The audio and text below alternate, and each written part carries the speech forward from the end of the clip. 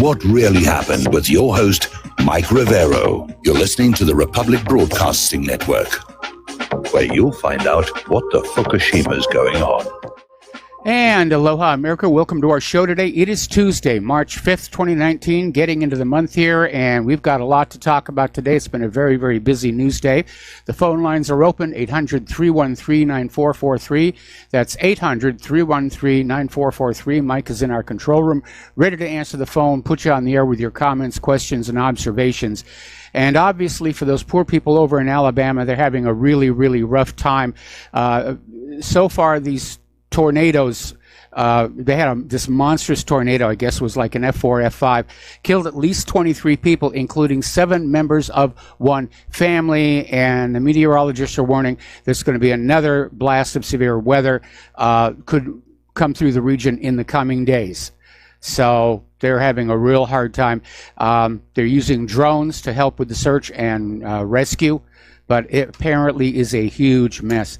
And again, that part of the world gets the most tornadoes because of the confluence of the Gulf of Mexico providing warm moisture and the Rockies sort of caroming off the Arctic flow coming from the north here. So that part of the United States gets most of the tornadoes in the entire world. Not all of them. We had one here a few years ago, hit just down the road, tore up a tree.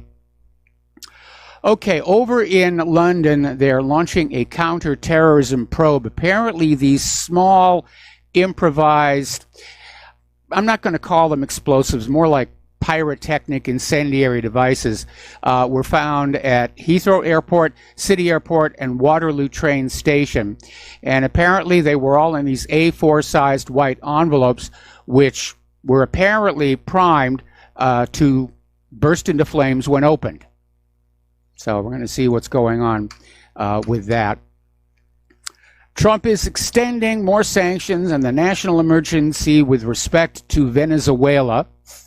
And the situation is still escalating down there. Trump's latest statement says that the situation in Venezuela continues to unusual and extraordinary threat to the national security and foreign policy of the United States. Well, I'm sorry, I'm not buying that Venezuela is a threat to the United States. Okay, that's just complete and utter nonsense here. But Trump is going ahead to continue the national emergency declared in his executive order 13692. All righty. Now, Juan Guido has returned to Caracas. He flew right into the Caracas airport, and he was met by the ambassadors of the foreign governments backing him. And so that was ambassadors from Germany, France, Spain, Netherlands, and several other countries, which basically met him at the arrival gate to basically huddle around him like a high-profile human shield. And obviously Maduro was not going to do anything involving foreign ambassadors. So that's how they got him back into the country. Even though he does face a jail term for violating the court-ordered travel ban.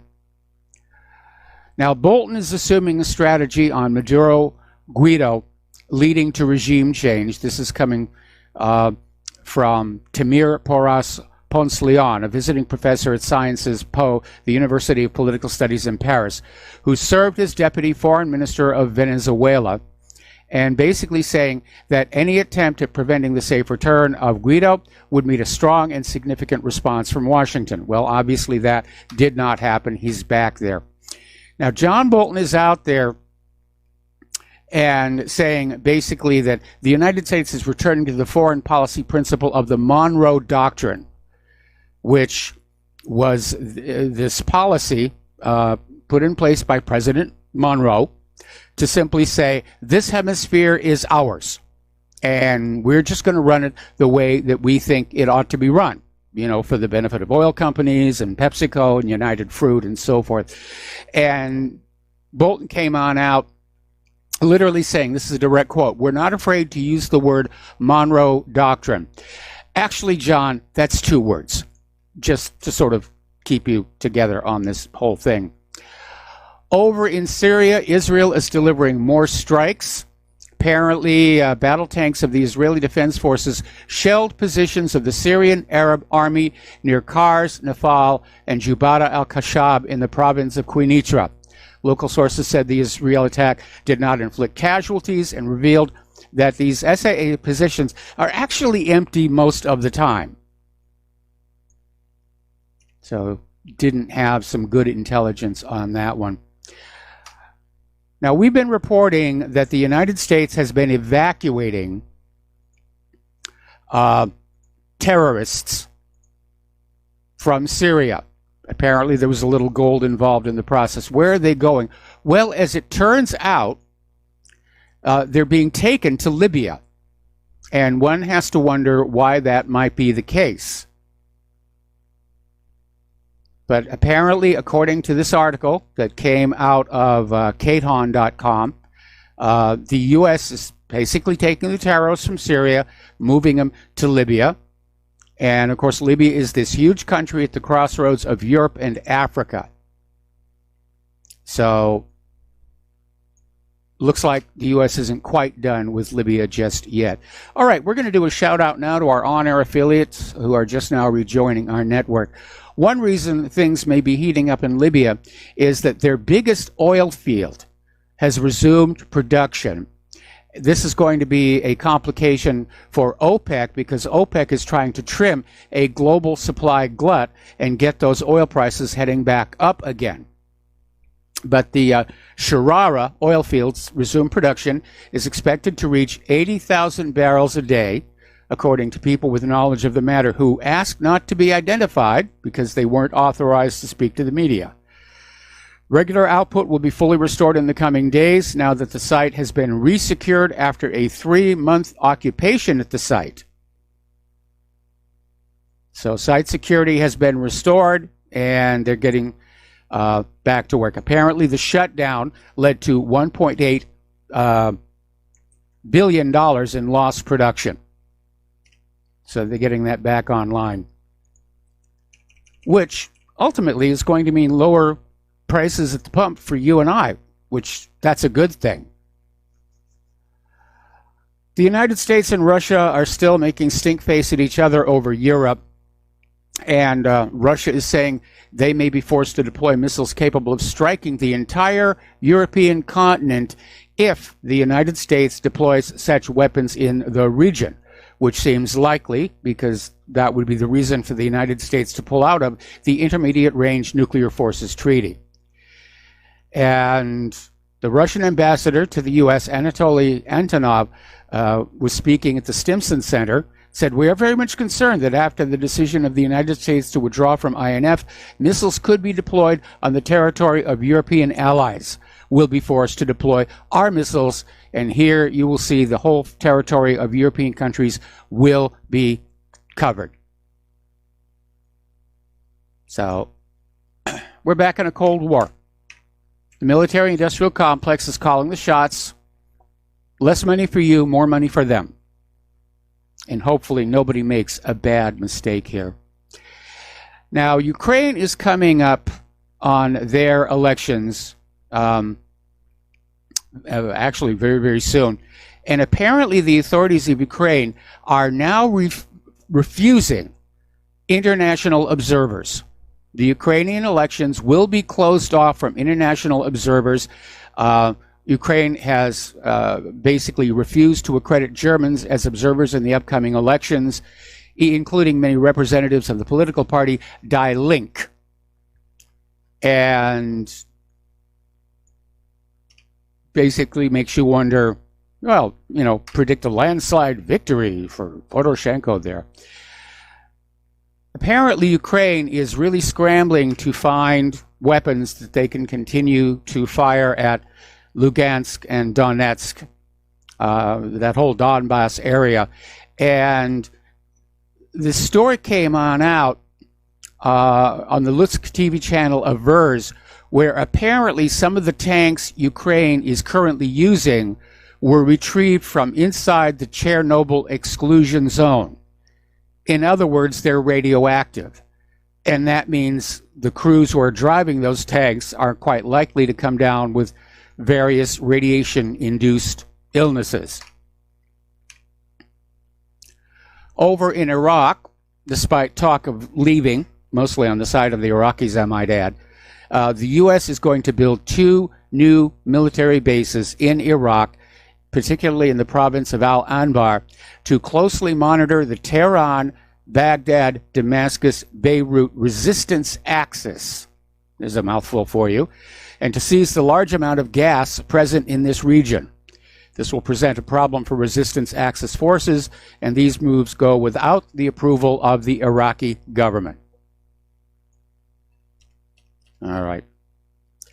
Over in Great Britain, Jeremy Corbyn has renewed his call for Britain to cease selling weapons to Israel following that United Nations report last week that the Israel's army's actions against Palestinian protesters in Gaza's Great March of Return could amount to war crimes. And I was seeing a story earlier on Fox where apparently Israel is trying to really fan up tensions along that border. I think they're concerned that when Gaza reaches that 1-year anniversary, the world is going to take extra special note about what's been going on. So Corbyn is saying Britain shouldn't be selling weapons to Israel. Britain's arms makers are saying, no, we got to make a buck here. And, of course, Corbyn is being accused of being an anti-Semite and a Jew hater and all the usual stuff that goes along with not giving Israel what Israel wants here. Now, Benny Gantz, who's the Kahol Lavan chairman and primary opponent to Netanyahu in the upcoming elections, has vowed never to withdraw from the Golan Heights, which was annexed by Israel following the 1967 Six-Day War, adding that he will work to promote American, European Union, and United Nations recognition of Israel's sovereignty over the disputed territory. Well, we already know it's going to be very easy here in the United States. There's already members of Congress that are trying to get a bill pushed on. They're saying, oh yeah, Israel stole it fair and square. You know, we recognize their right to just hang on to it. And of course, Gantz is talking about this, we have to handle these threats to Israel's security on all fronts. There was no threat. Israel simply stole the Golan. And like they have stolen massive amounts of land in all of their wars. In fact, you should take a look at the map of Israel on its creation and look at Israel's map today, and you see how much bigger it is. It's Israel that's trying to drive everybody else into the ocean. Their idea of Middle East peace is we want a piece of that one over there, and we want a piece of that one over there, and we want a piece of that one over there. Anyway, in response to what are being called incendiary balloons, these are balloons that apparently have a candle on them or something. They explode in the air, cause no damage to Israel. Nobody got hurt. No property got damaged. But Israel decided to close the Gaza border, blocking aid transfers as punishment. So occupation forces regularly block access to the Gaza crossings as a means of controlling the Palestinian population. In July, Netanyahu said Kerem Shalom would be closed if kite and balloon launches continued with their activity. Now, this next situation is really going to set off the Mideast. The Federation of the Temple Mount Organizations yesterday called for the Al-Rama Mosque on the Temple Mount to be occupied and turned into a synagogue. And the group is also calling for establishing a Jewish directorate in the area, which is located at one of the entrances of Al-Aqsa Mosque, to oversee the Jewish activities inside Al-Haram al-Sharif. And the calls to turn this mosque into a synagogue came after Palestinians re-entered the Al-Rama Gate area of Al-Aqsa Mosque and performed prayers there for the first time in over 15 years. So according to Arab 48, the Temple Mount organization stressed on the importance of taking measures which lead to changing the identity of Al-Aqsa Mosque in order to guarantee a permanent Jewish presence there, eradicate the Muslim claim to the holy site, and impose Israeli sovereignty over it. One way of doing this, Arab 48 reported, would be to mobilize supporters to storm Al-Aqsa Mosque on Thursday in a bid to break into Al-Rama Gate and seize it. that will really set off tensions in the Mideast. All right, we got a caller on the line, Mo in Florida. Aloha. Welcome to the show. What's on your mind? Hi, Michael. Thank you for taking my call. You're welcome. I guess I along with the subject here, my concern is this, that I think this whole thing with this Omar and this thing is the internet's lit up on this thing with, I would say, 80-90% of people siding with her, even though they don't.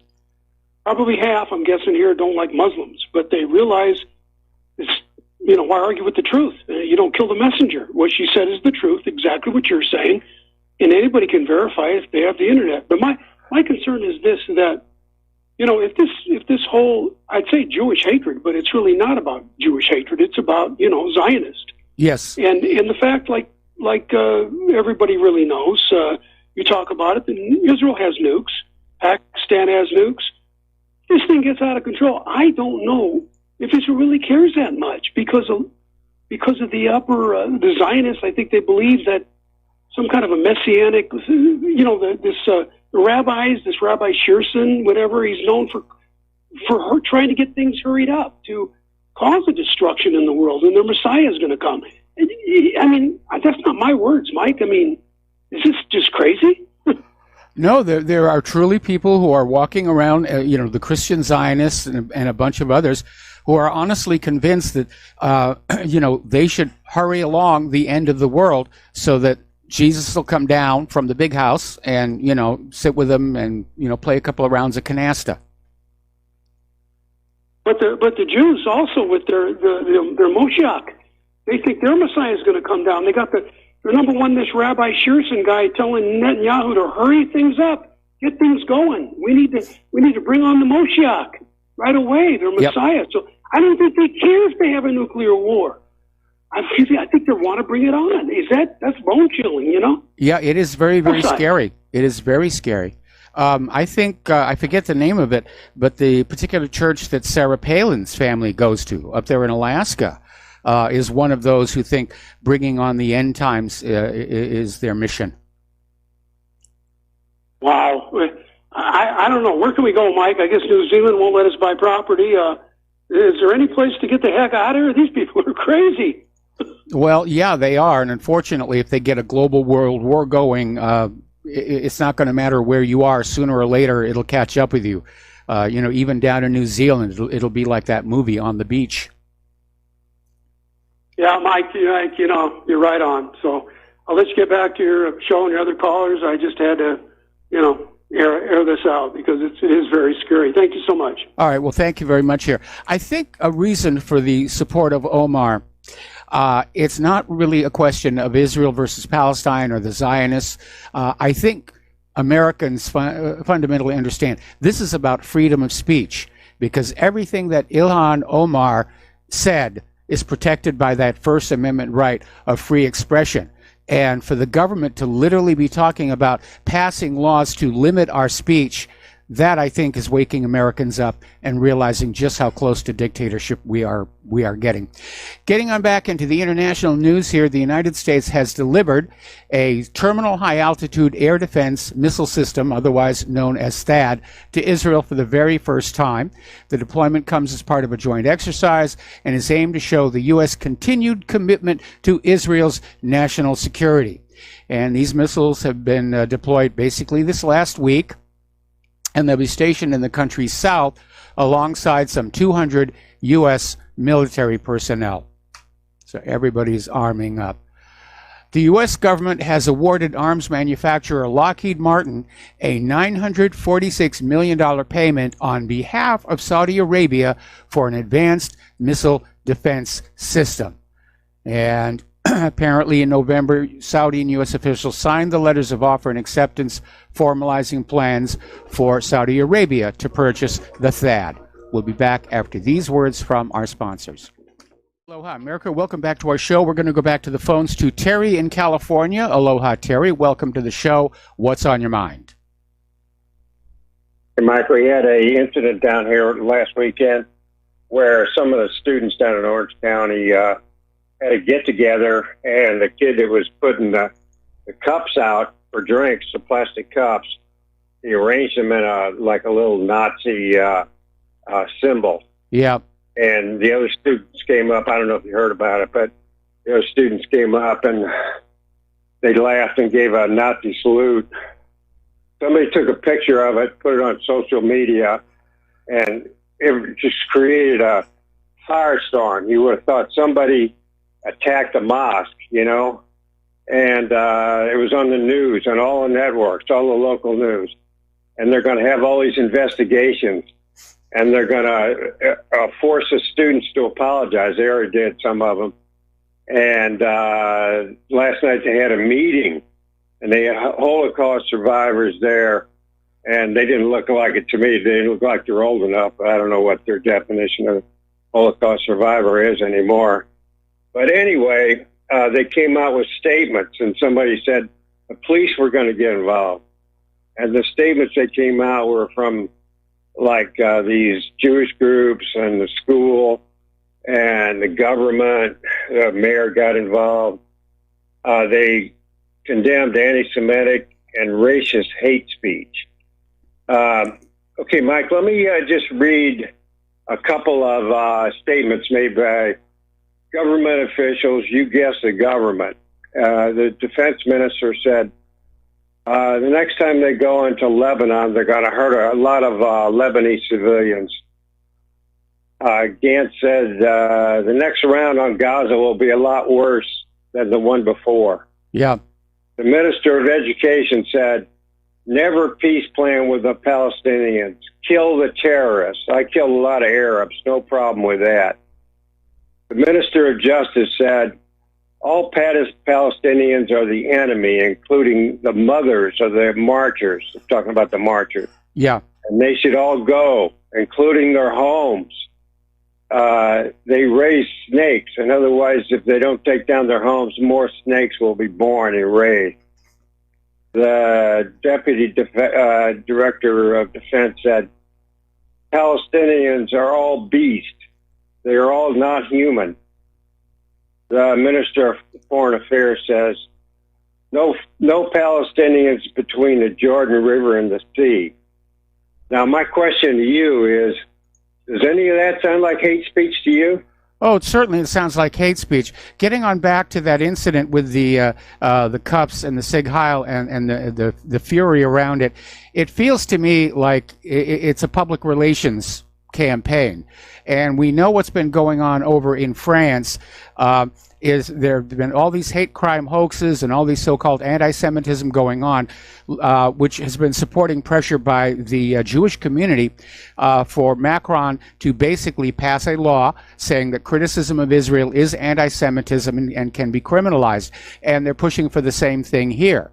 And so I expect we're probably going to see a lot more of this kind of stuff show up, being staged by Israel supporters. To try and say, oh, we've got to all feel sorry for Israel no matter what it's doing to the Palestinians, and we've got to remember the Holocaust. And I'm in agreement with you. It's some of these so-called Holocaust survivors I've seen in the media lately. It's hard to believe they're actually that old. And it wasn't all that long ago where Israel was saying that actually the children of Holocaust survivors were themselves Holocaust survivors because their parents' trauma had tainted their childhood. So maybe that's how they're getting these young people in there. But it's all politics, and it's all propaganda, and it's all bovine excrement. Yeah, you know what surprised me the most about this whole thing?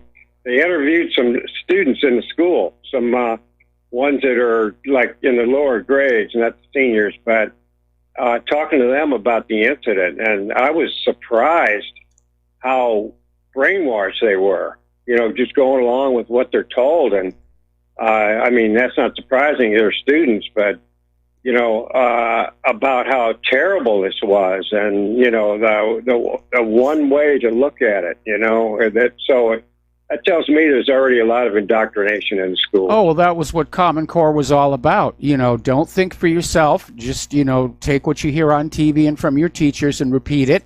And that's all you need to do to be a proper U.S. citizen.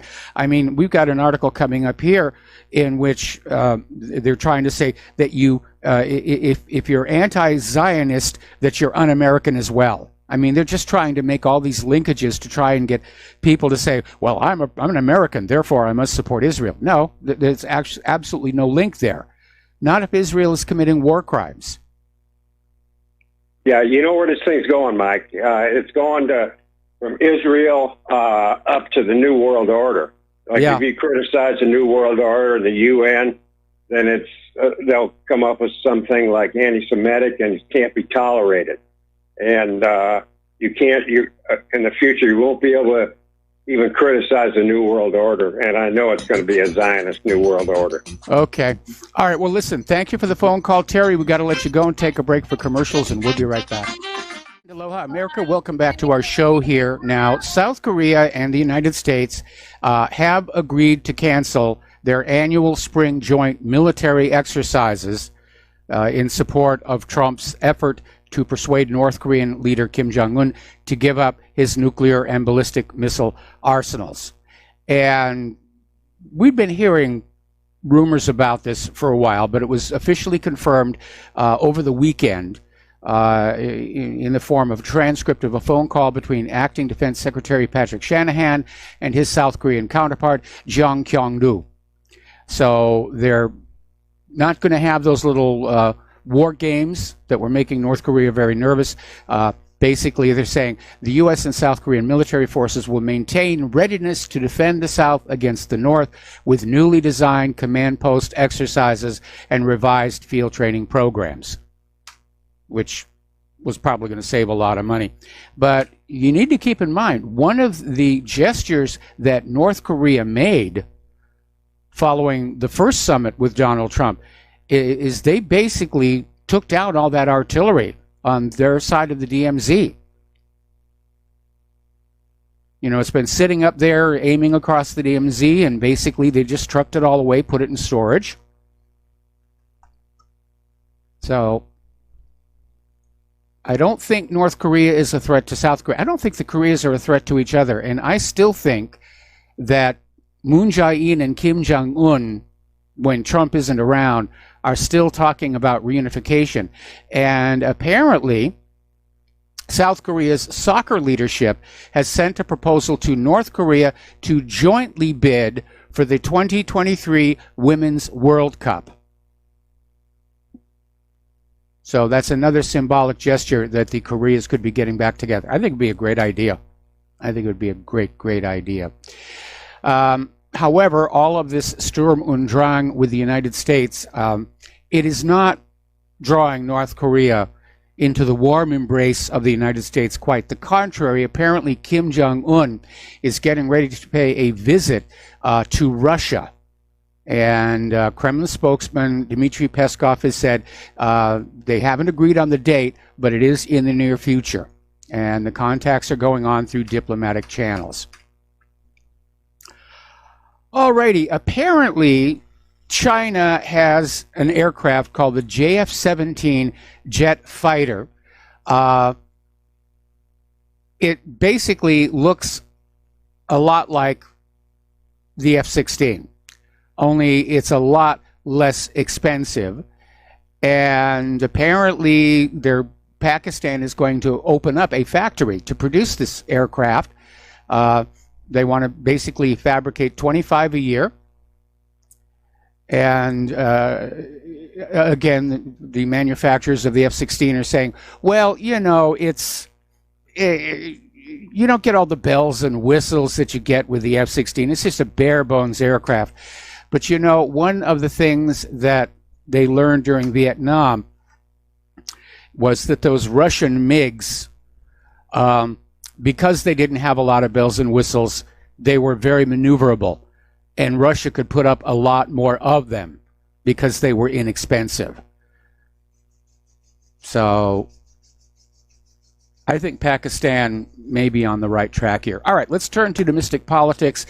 And I should have gotten out my fanfare horns for this one, but Hillary Clinton, on a TV interview, has ruled out running in 2020. This was in an interview with News 12. The room went wild. And basically she said that she's going to be taking an active role working with the candidates in the crowded Democratic field. but she said, I am not running. I'm going to keep on working and speaking and standing up for what I believe. But she's still out there whining about 2016, and her latest scapegoat now is a Supreme Court decision. And she's saying, you know, that gosh darn Supreme Court, they gutted the Voting Rights Act, and it made a really big difference. And that's her latest scapegoat. She lost 2016 because the Republicans gutted the Voting Rights Act. No, Hillary, you lost 2016 because we don't like you. And it would be nice if you would get over this. It's history. Now, interestingly enough, Time magazine has come out with a story saying that if the Mueller report disappoints you, it's actually your fault for believing Trump's false narrative that Mueller had to prove collusion. Well, I'm sorry, Time, that is what Mueller's special counsel was empowered to do, was to prove that there was collusion between Russia and Donald Trump. And it's very obvious at this point the corporate media is sort of bracing leftists for the worst and sort of trying to say, well, you know, it was just no big deal. They're trying to prepare for a soft landing as opposed to a crash landing. Now, somebody has said that March 26th is when the report is going to be delivered, but apparently there have been copies of it already leaked out. So it's floating on out there. And having failed to find anything with the Robert Mueller special counsel, the Democrats are already launching yet another investigation, this one for abuse of power. And they're targeting 81 people and groups including Donald Trump Jr., Jared Kushner, Roger Stone, Michael Cohen, Hope Hicks, just on and on and on. Basically, they're grabbing everybody inside the president's inner circle. And Trump, of course, is saying it's a political hoax, it's a witch hunt, it's a fishing expedition. And he's absolutely right. That's exactly what it is. They don't have evidence of a crime. They don't even have probable cause.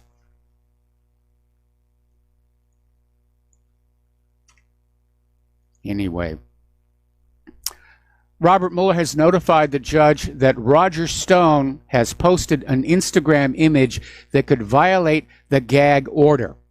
Now, the judge imposed a strict gag order on Stone, and apparently Stone tweeted out this image of him with the words, "Who Framed Roger Stone?" which was a takeoff on the movie Who Framed Roger Rabbit. And apparently Mueller went to Judge Amy Berman and said that was it. That was a violation of the gag order. Now, Stone is barred from criticizing Mueller's team of prosecutors under the gag imposed February 21st after the longtime Republican operative posted an Instagram image of Jackson's face next to a rifle scope's crosshair. That was a little bit over the line. But the rancor in D.C. is just reaching incredible deals. All right, so let's talk about Ilhan Omar. And the House Democrats are they're out there saying, we have to take action. We have to confront Omar's latest Israel comments. Well, apparently in Congress, the first rule of Israel Club is you don't talk about Israel Club, because that seems to be what Omar has done that they don't like. Because nothing Ilhan Omar said was wrong. It was all factual, and she has a First Amendment right to say it. But apparently the mood in Congress right now is, you can't do that. You can't criticize Israel. Criticize Trump. We're all ganging onto Trump. We'll criticize Trump. Don't you dare say anything bad about Israel. And apparently Omar is out there making an issue about all these members of Congress who seem to have an allegiance to a foreign country. And of course, that's being called an anti-Semitic trope as well here. Ilhan Omar, in this article that came out in Mondo Weiss, I am told I am anti-American if I'm not pro-Israel, and that's problematic. End quote. I absolutely agree. There's no linkage between the two. I'm pro-America. I'm concerned about the actions of Israel's government. And the two are not incompatible. But she's apparently standing strong in the face of all this criticism. And let's see. Another article, again from Mondo Weiss, saying that basically all of these allegations of anti-Semitism are meant to distract everybody from what Ilhan Omar said, which is in turn going to have people looking at what's going on in Israel. What's Israel's government doing? Well, it's apartheid. And we all know apartheid is wrong. We were all united when South Africa was an apartheid state, and that government is now gone. Israel's an apartheid state. That basic law that they just passed codes it right into black and white. And every time you ask about what's going on over there in Gaza, what's going on in Palestine, oh, you're an anti-Semite. You're a Jew hater. Now, over in France, as I mentioned before, there's been a whole string of hate crime hoaxes to support Macron trying to criminalize criticism of the government of Israel. And apparently more than 400 intellectuals, artists, and activists have signed an open letter to Macron that was published back on the 28th of February in the national newspaper Liberation. Let me read you this quote. Mr. President, we are French citizens who respect the laws of the Republic. But if you adopt a law against anti-Zionism, or if you officially adopt an erroneous definition of anti-Semitism that permits outlawing it, please know that we will break this law with our words, our writing, our art, and our acts of solidarity. And if you decide to pursue us, to silence us, even to imprison us for that, well, you can come and get us. Very well said. I think people all over understand this is an attack on our freedom of speech. And if they get away with it, if they carve out an Israel exception to that First Amendment, then it'll be a vaccine exception, then it'll be a GMO exception, then there'll be an exception saying you can't criticize, politicians or the Democrats are going to say, yeah, criticize the president. But that First Amendment is an absolute. There are no exceptions to it. And it's not about art. It's not about scantily clad ladies dancing with a brass pole. It is about our right to criticize the government openly without fear of repercussion. Any government. And you realize how absurd the situation is that they're coming up with in Congress. They basically want to have a country where we're free to criticize the United States government, but it's a crime if we criticize the government of Israel. I mean, how lame can that be? Okay. Looking at Kamala Harris and her political rise out in California, basically Donald Trump was one of her financial backers. And Trump donated a total of $6,000 to Harris' campaign for California Attorney General. His daughter Ivanka gave Harris $2,000 in 2014. The first donation from Trump for $5,000 in September 2011 came months after he had been popping up on cable news promoting a conspiracy theory that President Barack Obama was born in Kenya, not the United States, which has been widely condemned as racist. Now, as long-term readers of this site know, since I live in Oahu, I confirm, yes, Barack Obama was born here. The reason for the second birth certificate was because Barack Obama Sr. was not his biological father. Frank Marshall was. Frank Marshall went to UH Manoa, where he met Obama's mother. He was a pornographer. She was one of his models, and things happen. And when Barack Obama Sr. married Obama's mother, rather than go through that process of an abortion, they just asked for the birth certificate to be reissued. And that actually was a very common thing back there. Very, very common thing. Okay. Here's another one. The Never-Trumpers are they're deranged. They are absolutely deranged in their hate of him. And apparently, they're trying to make an issue over the fact that Trump may have interfered with that AT&T Time Warner deal. And apparently there's an anonymous source that the New Yorker relied on to report that in the summer of 2017, several months before the Department of Justice filed the antitrust lawsuit, Trump allegedly had an Oval Office sit-down with Cohen and then Chief of Staff John Kelly, in which he wanted to make sure the Department of Justice lawsuit seeking to block the merger was filed. And now they're trying to turn that into an impeachable offense. Okay, the new darling of the Democratic Party, Alexandria Ocasio-Cortez, is in hot water along with her chief of staff. And apparently they were in control of a political action committee that was supporting Ocasio-Cortez during her campaign while she was campaigning. And you're not allowed to do that. And apparently something like $2 million in campaign donations was quietly moved from the campaign to the private companies of her chief of staff. Apparently they wanted to have an off-the-books slush fund, shades of Richard Nixon. But these are major campaign law violations, and they could actually go to jail for that one. So that's heating up here. And apparently Ocasio-Cortez never disclosed to the Federal Election Commission that she and Chakrabarti, who served as her campaign chair, controlled the PAC while it was simultaneously supporting her primary campaign. Former FEC commissioners say the arrangement could lead to multiple campaign finance violations.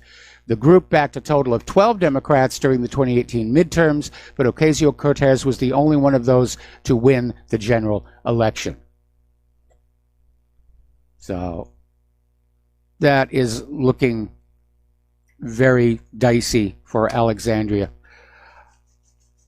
Her fall from grace could be spectacular. I mean, you know, she was being held up. She's the new darling. She's going to move forward. She's going to run in 2020. I think like Icarus, she's flown too close to the sun here. Former Attorney General Loretta Lynch was testifying before congressional lawmakers in closed-door testimony and reportedly seems to be suffering from amnesia because they were asking her about the approval of the FBI warrant and renewals to spy on Carter Page. She said she couldn't remember the applications, did not remember the details contained in the applications or the circumstances surrounding the conversations. You know, I don't recall. I have no specific recollection. Must be something in the water in Washington, D.C. Everybody's got such poor memories. We'll be right back after these words from our sponsors. Aloha, America. Welcome back to our show here. Now, something is going on over there with former MI6 spy Christopher Steele. And apparently he was planning to give a video appearance at a pro-democracy gathering in Baltimore for a group founded by Trump-hating chess champion Garry Kasparov. And I guess Steele was just going to come on out there with collusion and everything that was in the dossier. But apparently, because of something that Michael Cohen said during his testimony, Steele has now canceled it. And so it's yet another indication that, well, Michael Cohen basically debunked a key claim in the dossier that he traveled to Prague in August of 2016 to meet with Kremlin officials. And I guess Christopher Steele doesn't want to have to deal with being asked, why did you goof up on that? Alrighty, Catherine Austin Fitts is out there saying, follow the money. Unfortunately, we're seeing the government, as it continues to sort of merge with private interests and corporations, they're changing the legal structure of how money is tracked. And we're looking at the Federal Accounting Standards Advisory Board. It's a private group that advises the government, and they're creating a mechanism to control entirely in secret, even from the U.S. president. So the federal government and all the agencies are now permitted to keep secret books, which means you, the taxpayer, are not allowed to know where those taxes are going.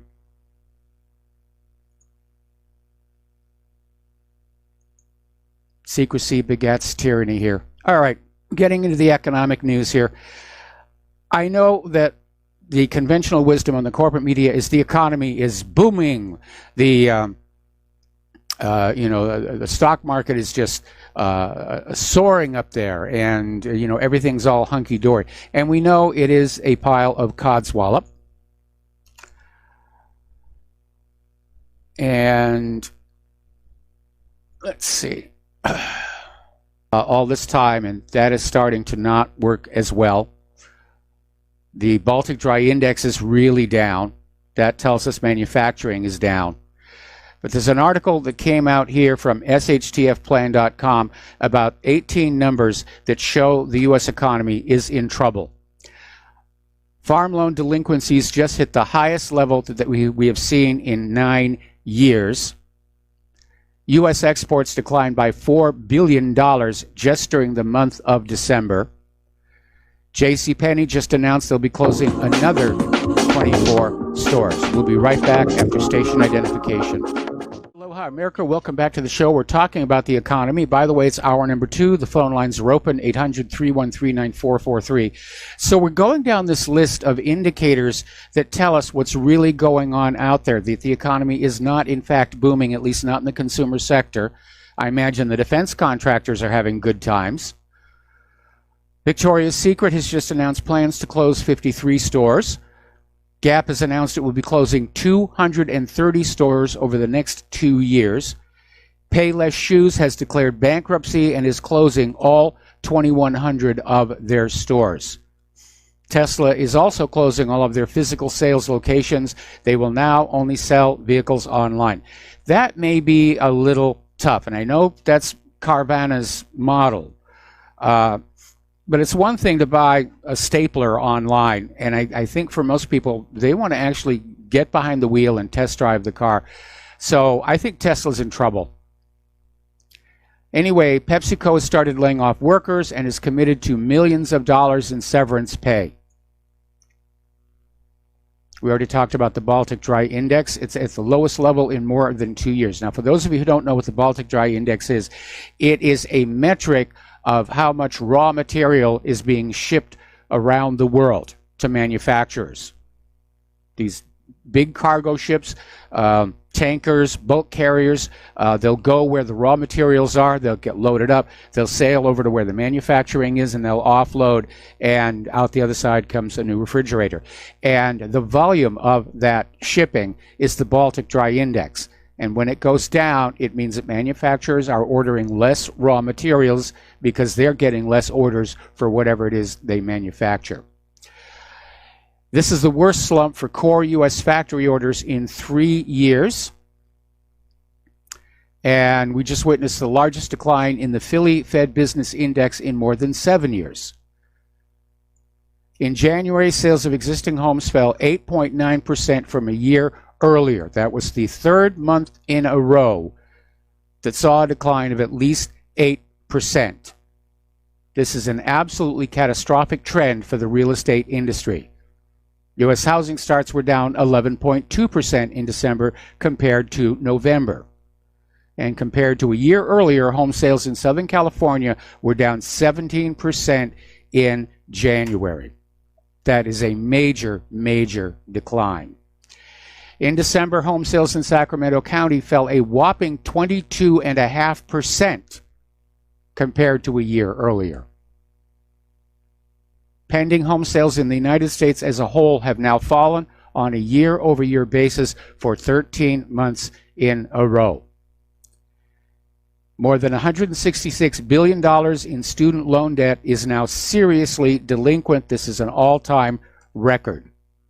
And more than 7 million Americans are behind on their auto loan payments. I actually heard another number that said it was 9 million. That's also a new all-time record, and it is far higher than anything that we witnessed during the last recession. So there was no recovery. They told you that. But looking at all of this stuff, you can't say things are getting better, because they aren't. You're being lied to again. All right, let's take a couple of phone calls. Billy in Pennsylvania. Aloha. Welcome to the show. What's on your mind? Hey, Mike.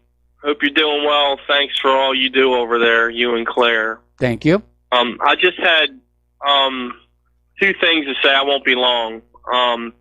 First is, if your average guy like myself can hear on the media about, the El Chapo fund with the wall, where Donald Trump, our president, doesn't have to do the political square dance with the liberals and the neocons and the rest of them, why doesn't he just do that? And second, I wanted your opinion on the Venezuelan situation.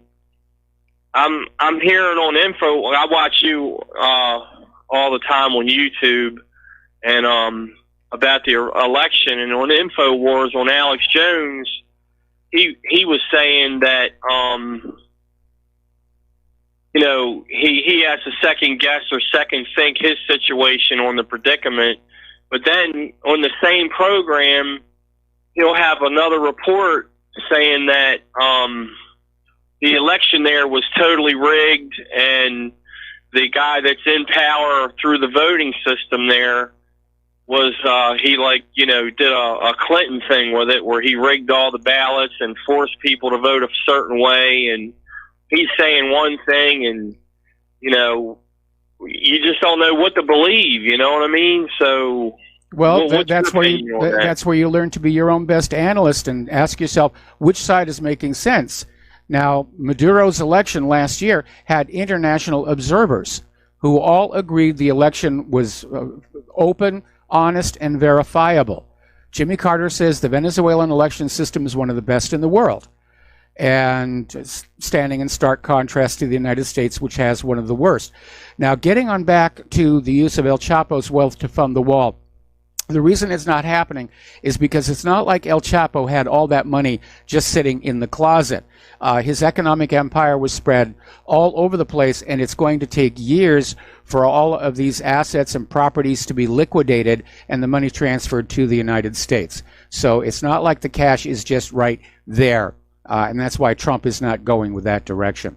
As far as Venezuela in general, again, every time the United States wants to go into a country, they start cranking up the lies about stolen elections or poison gas or nuclear weapons or, evil tyrant.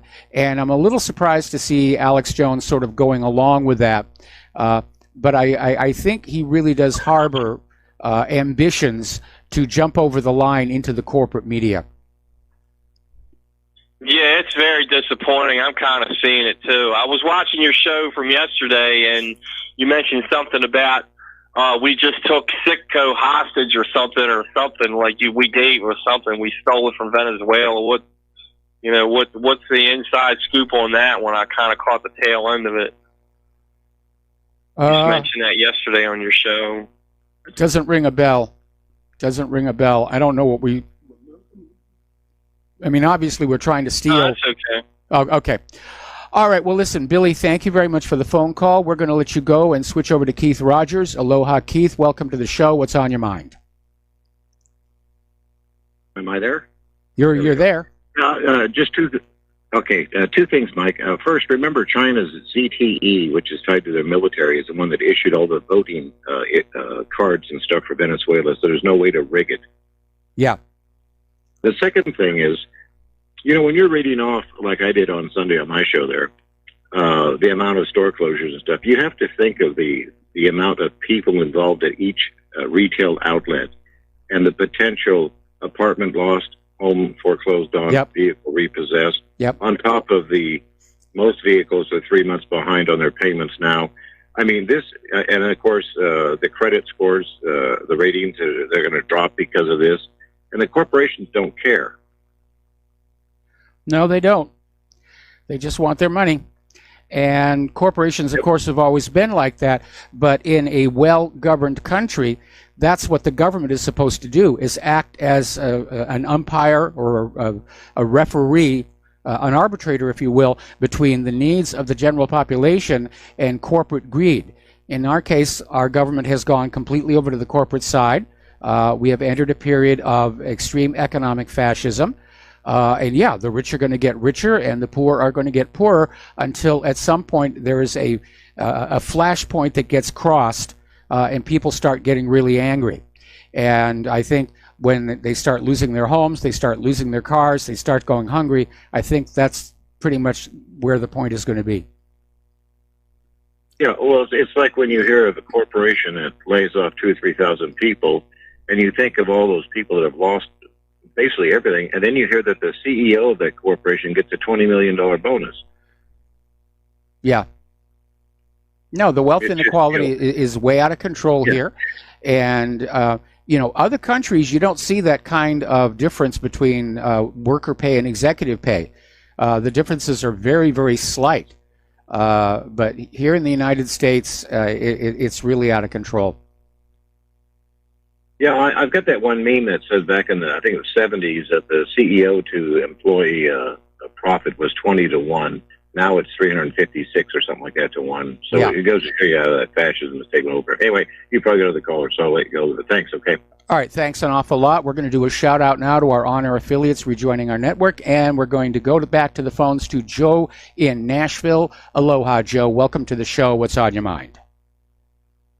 Hey, Mike. It's great news that Hillary Clinton is not going to run for president. Mm-hmm. I mean, I can tolerate lefty Democrats. I mean, but she is like the most evil woman probably alive, with her celebration of Gaddafi being killed and all the deaths that have followed her, and Bill and the Clintons and Waco. And I mean, I could just name all the just vile crimes that she was part of.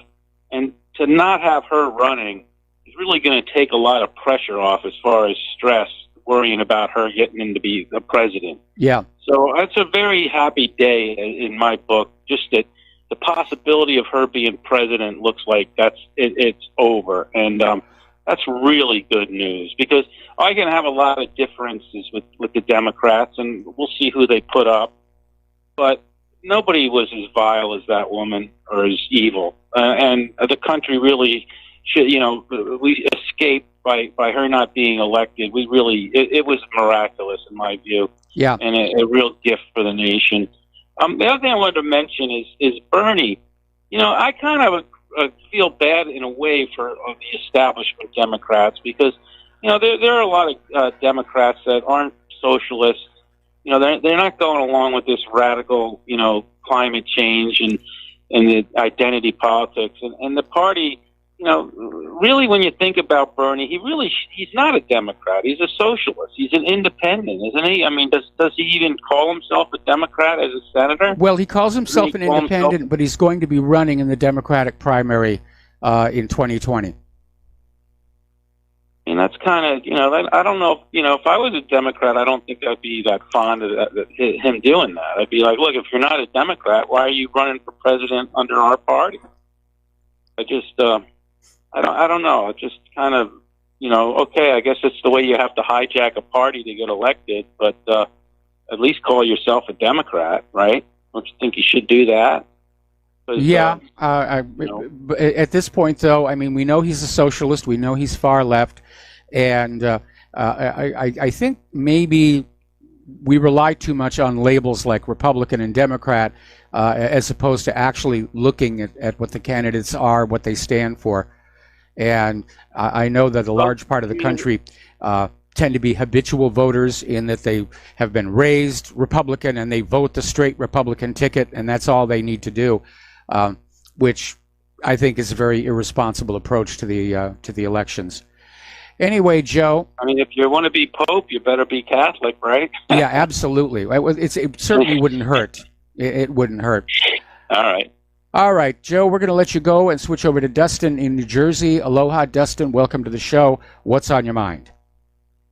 Yeah, but remember, Bernie is damaged goods, because he's all for the Venezuelan overthrow. He's right on board with that. So I remember, Mike, remember in the emails, they had leverage on him, so they either were like blackmailing him or something. And remember that whole thing came out with him and his wife at the university over in Vermont? Yes. I remember that. So they got something on him, because he's going along with the party line, per se. I wouldn't vote for him. I wouldn't vote for Trump either again. I gave him a chance, and that's all I gave him. One chance. You got one chance with me, man. Yep. If you screw over with me after one chance, I ain't going to vote for you again because, fool me once, fool me twice, right? We heard that before. And Mike, on the previous caller, I think that was him about the economy, say with GM, when they're not, if they close and 4,000 people get laid off, but you also got to think about the steel that's not going to be going to build cars at that particular plant. And then and all the secondary businesses that provide the parts, because they don't fabricate it just from scratch in that factory. They buy the tires from this company, they buy the wheel rims from that, they buy suspension components from another company over there, and they're all impacted. It's a domino effect. That's exactly, Mike, I was just going to say, domino effect. It's like all these gears are spinning together. When one gear stops and sputters, then the next gear is going to stop and sputter. So we're not doing as well as they claim we are. No, we definitely are not. The economy's definitely slowing down. Mike, can I jump? You mentioned the F-21. I think you said Pakistan. I thought it was India because they had a deal with Tata Motors. Well, it's a Chinese design, but apparently Pakistan is now manufacturing them. Wow, that's crazy because, remember I mentioned yesterday you got Rafael jets with India and Pakistan with this. So it's all about the business and the money, selling weapons. I mean, I don't know. Did you mention about Trump putting there's some kind of a tariff on India? They had some kind of, because they weren't a real economy at the time per se. So they had this free tariff thing, and Trump removed that now. But I thought that was a bad move right now at this particular time with India and Pakistan, because did you hear about the submarine encounter today? No, I did not. Yeah, where Indian sub tried to, it got caught trying to sneak in off the area or whatever, and then there was a drone shot down yesterday, a Pakistani drone by the Su-30, Indian fighter, and then there's 5 violations. Pakistan's been shelling with the artillery in Kashmir again, so it's not over. I just thought it was odd to do these tariff things at this particular time. You know what I mean? Yeah. It's just, does he even know what's going on over there? That's what I'm wondering. Does he know? What's going on with India and Pakistan in order to do that? Well, we have heard reports that basically Trump himself does not like to read the detailed reports that are coming to his desk, that he'll just have members of his staff read them and then summarize them to him briefly, which gives those staffers the ability to impose their own particular spin and agenda on it. But there have been more than a few occasions where I look at what Trump is saying and doing, and I come away with a distinct impression that he doesn't really have a grasp on what's going on. And that's a very, very dangerous situation. It is. And real quick, Mike, did you see, if you watch RT, Rick Sanchez, he had the thing with Huawei since Trump with the Huawei thing. They said their sales are up now because everybody knows about Huawei, and they didn't know about them before, because I didn't know about them before. No, I didn't know about them either. And, I'm sure the fact that the NSA can't read their encryption, is probably very popular among us technoids. And isn't it amazing? They have something in Texas, their headquarters in the U.S. is in Texas, but they're not allowed to sell phones here. Now, is that capitalism? That's protectionism. Exactly. But Apple sells phones to China, right? They make them in China. Yeah, well, these are why these trade deals are so complex. I think Huawei phones are sold in the U.S., but they have to put somebody else's brand name on them. Or something. Okay. Yeah, that goes on an awful lot. Anyway, Dustin, thanks an awful lot. We're going to let you go, and the phone lines are now open. Apparently over in China, their largest property developer has announced they're going to sell all their homes starting immediately at a 10% discount. And so it looks like China's economy is starting to stumble. And of course, with all of this economic globalism, one nation stumbles, everybody will get the bruises from that one. Story coming out of Russia Today. Trump to terminate India trade benefits, demands equitable and reasonable access to its markets. And apparently, Trump is terminating the designation of India as a beneficiary developing country under the Generalized System of Preferences program that has now been canceled. And he wants access to the markets of India. That may be a little tricky when it comes to the GMO because of what happened in India with that BT corn. Got to take a break for commercials, and we'll be right back. And aloha, America. Welcome back to our show. And for those of you who want to support Republic Broadcasting, the postal address to send a check, money order, or if you prefer anonymity, cash, is Republic Broadcasting Network, 2251 Double Creek Drive, number 302, Round Rock, Texas, 78664. The phone number where you can make a debit or credit card donation or pledge to be a recurring subscriber is 800-724-2719, extension 1 during business hours, extension 3 at all other times. Alrighty, getting on back to the economic news. Apparently, Purdue Pharmaceuticals, the makers of OxyContin, is looking at going into bankruptcy to basically deal with the liabilities from roughly 2,000 lawsuits alleging that the drug maker contributed to the deadly opioid crisis sweeping the United States.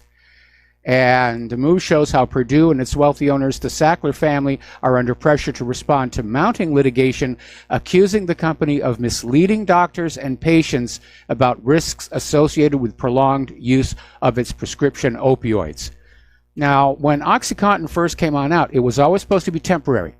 You know, you banged up your elbow, here's some OxyContin, a week's worth, and then after that you were off. And Purdue has been pushing doctors to say, no, use it for chronic pain management, and gets people hooked, gets them addicted, and there have been a lot of opioid deaths. So, yeah, I'd like to see them slapped upside of the head here. All right, let's take another phone call. John in Tennessee, aloha. Welcome to the show. What's on your mind? Hey, can you hear me, Mike? I hear you. Oh, okay, sorry, I didn't hear it click over. No, this Omar situation, I find it really interesting. Since the ascendancy of Ron Paul back in 2008 all the way through the 2016 election and the quote-unquote alt-right movement, Israel has been getting a black eye for these wars the entire time. And how convenient they have this one little lady, Omar, from Minnesota, and now, while one hand's over here waving, Donald Trump's under attack by the Democrats are trying to take down our president. Oh, and they're anti-Semites, too. They're Nazis. They're calling the Democrats Nazis, which is funny. Now they're going to pass the legislation to shut up all criticism of Israel. Somebody's going to have to take that to the Supreme Court. First of all, the idea that it's perfectly legal to criticize the U.S. government, but we can't criticize Israel in the United States, that's absurd on the face of it. And it is an attack on our First Amendment right to freedom of speech. And so there are lawsuits that are already being started up by companies who were told that they would have to pledge a loyalty oath to Israel in order to get state government contracts. This is going to wind up at the Supreme Court.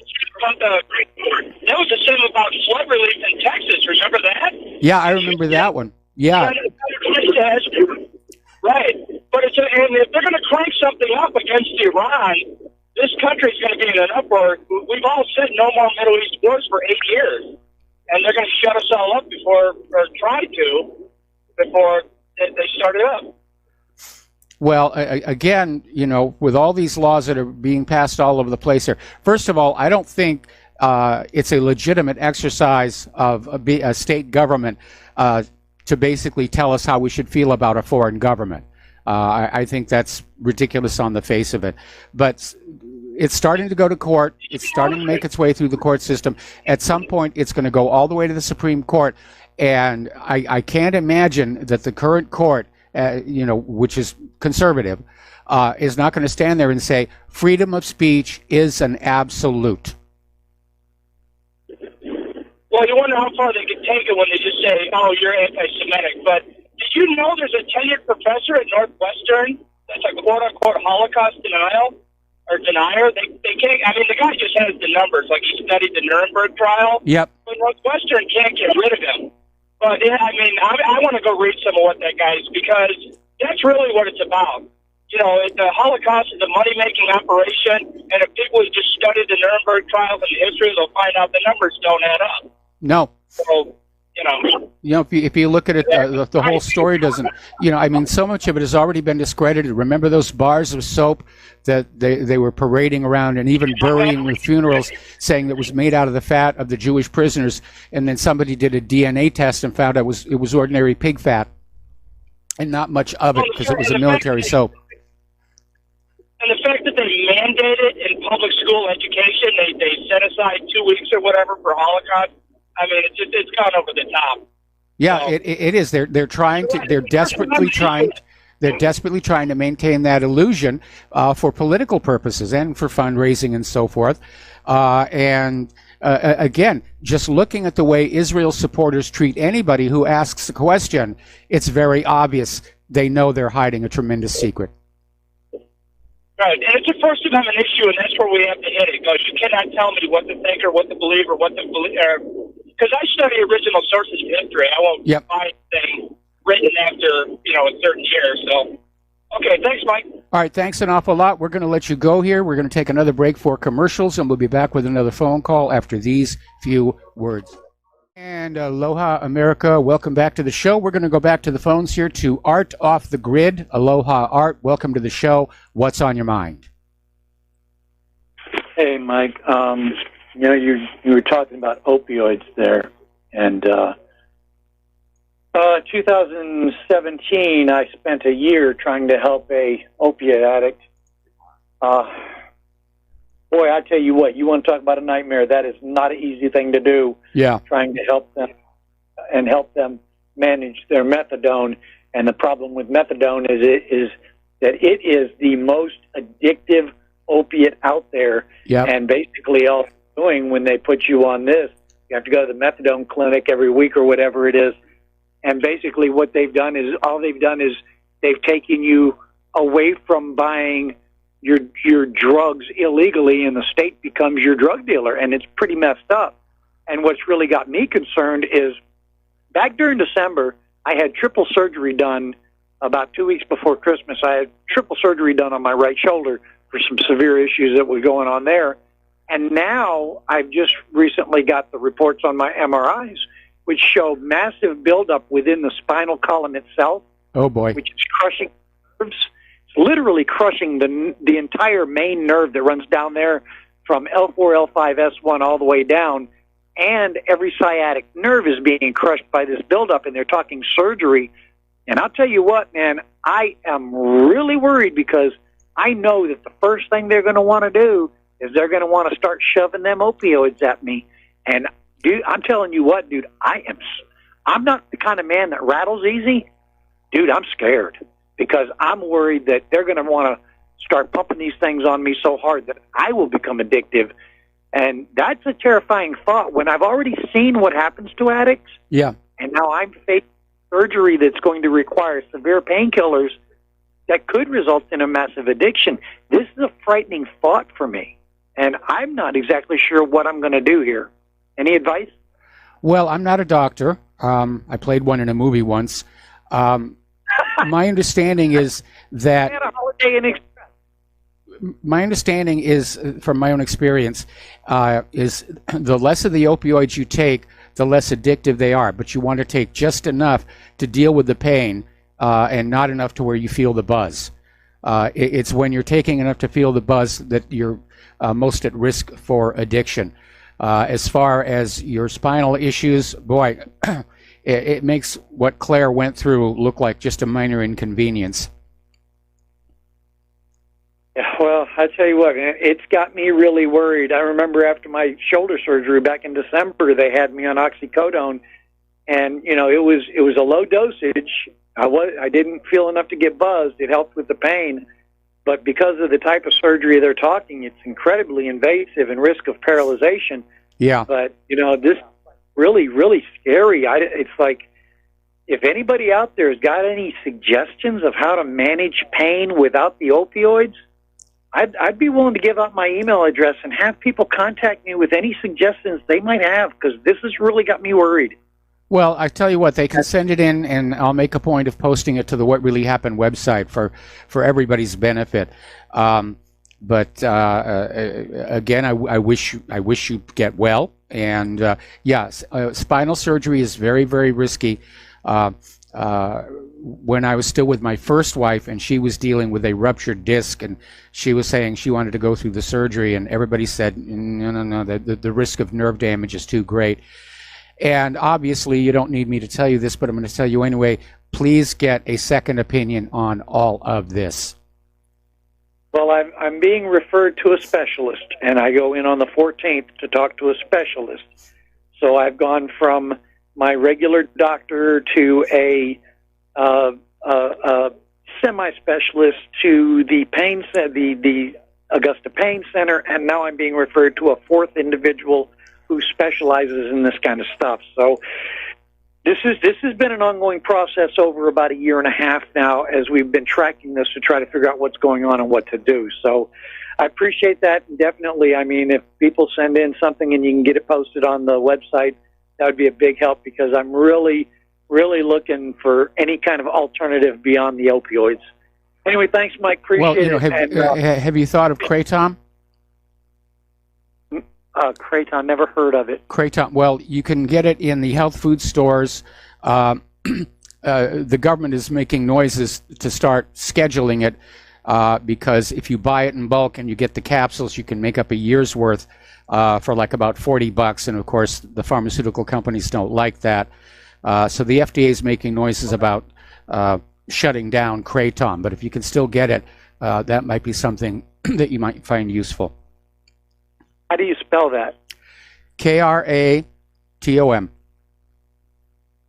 Ton or M? M is in Michael. Okay, I'll look that up. In the meantime, best wishes to Lady Claire, and hope she gets well soon. Yeah, she's doing a lot better. Over the last 6 weeks, there's just been a marked improvement. Anyway, thanks an awful lot for the phone call. We're going to let you go and switch over to Raleigh in Minnesota. Aloha, Raleigh. Welcome to the show. What's on your mind? Hey, Michael. Thanks for taking my call. That caller that just called in before, I take Kratom every day. I take creatine, too. I was about to say that. But I like to take Mondang. That's what I would recommend for anybody that tries Kratom for the first time. Different strains actually do different things. This one's very good for pain. It makes you very proactive as well. Which strain is that again? Mondang. It's spelled Maendga. That's what I would recommend anybody who's part of the Michael Rivero Army, because, for example, Red Bali makes you stupid. Like, if you want to chill out and kind of party, you would take Red Bali. The green Malay, I don't recommend anybody over 30 to take, because you have to, like, seriously, like, you got to take it on an empty stomach. And, yeah, I just don't recommend it for older people. Also, I was going to say something else, but it actually slips my mind. Did you ever try Kratom yourself, Michael?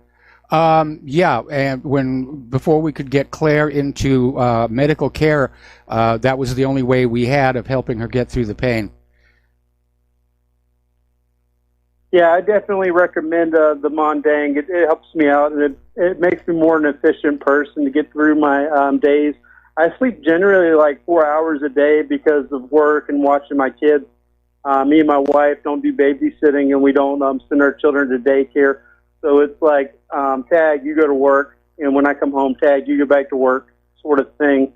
And so, like, I had a problem with energy drinks, so Kratom really does help, and it helps me with my research as well. Yeah. Michael, this tit for tat between India and Pakistan, that really isn't recent, because of the border is almost a DMV zone, in between Pakistan and India. I saw the rocks being thrown in the movie Gandhi, for an example, about the built-up hostility that's century in the making between the Muslims and the Hindus, and I don't have a favorite in between those guys. I wish them the best, but what makes me stand on my my back hair stand is that they're both nuclearly armed, and that gives me nightmares. Yeah, and it's over a place called Kashmir, which most Americans don't know anything about it. Kashmir, probably think it's just a Led Zeppelin song. They could care less about it, but that is the most militarized zone there is Kashmir itself. There is 70,000 Indian troops there, and they don't want to give an edge to Pakistan, and they don't want to give independence to Kashmir to have their own state. And, the people desperately want that, and it has to do with the Himalayan mountains. Yeah. If Pakistan gets into Kashmir, they have a launching pad to essentially make an attack, on India itself. And the people that are instigating it, I've read what Robert Fish had to say about the Indian-Pakistan conflict, about Israel being an instigator. And I wonder, like, about the militant and the tribal side of Pakistan itself, like, who's funding them? Is this kind of a CIA, Mossad type of front thing? On Wikipedia, it does say that ISS is definitely involved, but there's probably hidden forces, and I can't see anything to gain from funding people that could create a possible end of civilization sort of scenario. Well, for those who are curious, one of our listeners sent in that story about how the Pakistan Navy foils alleged attempt by an Indian submarine to enter Pakistan's waters, and that's now up on the main page at What Really Happened. And that's a very troubling development. I was kind of hoping things were going to calm on down, but apparently they're trading artillery fire across the line of control, and now there's this situation. Although looking at the surveillance video, it doesn't look like the Indian submarine was all that upset that they got detected. All right, well, listen, Raleigh, I'm going to let you go. We got calls piling up here. Tom in Utah, aloha, welcome to the show. What's on your mind? Hi, Mike. The caller before with the back grief. I tuned in just moments ago and just got the tail end when you were talking with him. Yeah. I don't know if anybody recommended he do a little bit of research on CBD. Nobody had yet, but I think the problem is that CBD, I mean, you put that on topically on your skin. You don't, like, ingest it, do you? Well, there's multiple ways to... okay, because where he's getting the pain is, deep inside his skeletal system. Fine. Yeah. Well, if you don't mind, he could call me, and I can take him through the etiology. I worked in pathology. I don't want anybody giving out their phone numbers or email addresses over the air because it's an invitation to get all kinds of harassment. But I'm sure that Art is still listening, and he can do the research for CBD himself. Okay. If he wants to, I think, is it Mike at the board? I think Mike has my number. Okay. All right. Yeah. Tell him to call Mike, and then we can get together, and I can take him through the etiology. All right. Fabulous. All right. Thanks an awful lot for the phone call. We're going to switch over to Stephen in Oregon. Aloha, Stephen. Welcome to the show. What's on your mind? Yeah, a little advice for Art. I had a failed back surgery, and you need to be very careful with back surgery. And the most important thing is informed consent. So be informed as much as you can. There are actually 2 informed consent forms. There's one for just people who don't ask the right questions, and then there's another one, more detailed informed consent form, okay? Yeah. So you need to ask for both consent forms, okay? And I have to let them know that there is a lifelong painful disease you can get from back surgery. It's called arachnoiditis. Okay? Okay. And that is from complications of bleeding after surgery. Okay? Okay. And it's absolutely horrible. Okay? And I'll tell them to stay away from the steroid. The steroids can cause this same disease, arachnoiditis. Okay. It goes in your life. And basically just be informed before you consent, because that's the most important thing, is be informed. Okay, well, I'm looking at it right here, where apparently it's an inflammation of the membranes that surround and protect the spinal cord. Yeah, and it also can calcify inside your spinal canal and cause calcification, and it is the worst thing you could ever have. I'll let you know. And opioids are the only thing that will help. So you have to really be careful. Okay, well, sorry to hear about your back issues here, and I hope they get better. But as you said, this is a chronic condition here. So we're going to let you go here, and we're going to switch over to Jeff in Colorado. Aloha, Jeff. Welcome to the show. What's on your mind? Hey, Mike. I was just listening to Art off the grid there, and he was saying that he's so terrified of getting hooked up on opioids and stuff. You should move up here to Colorado, man, because they won't give you opiates for anything. Okay. I broke 4 ribs 11 months ago, and they told me to take an aspirin. For broken ribs? Yeah. I could do nothing to get comfortable. I couldn't sleep. It hurt just to move. And they go, take an aspirin or a Tylenol, Up here, man, they're so terrified of giving you opiates. I don't know why. Well, you could break your leg. You could chop your leg off, and they won't give it to you.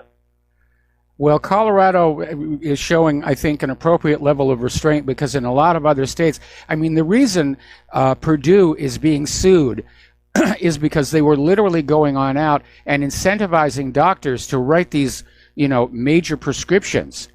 Once that came on out, that's when the lawsuit started, because a lot of people did get hooked. I was never aware of an opiate.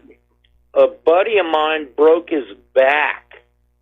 They gave him opiates for quite a while, and it was his only relief.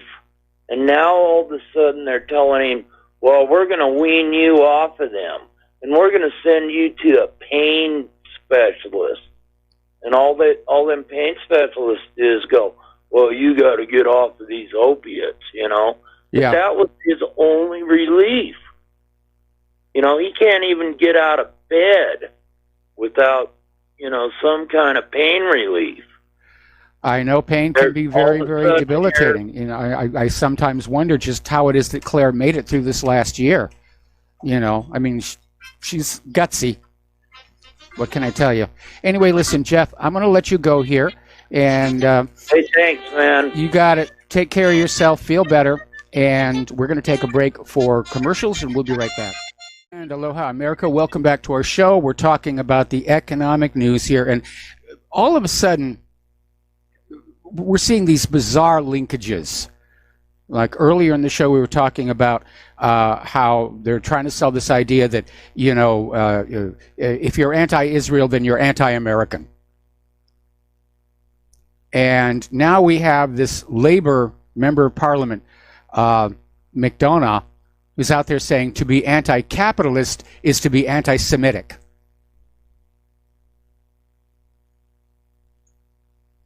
So they're really out there on some of these things.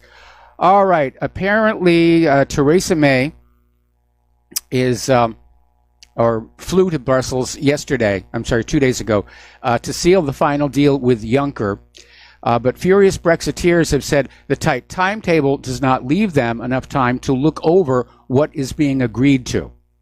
And they're concerned that Theresa May try and pull a fast one here. All righty. Over in Great Britain, they have these sex gangs. The corporate media calls them the Asian grooming gangs.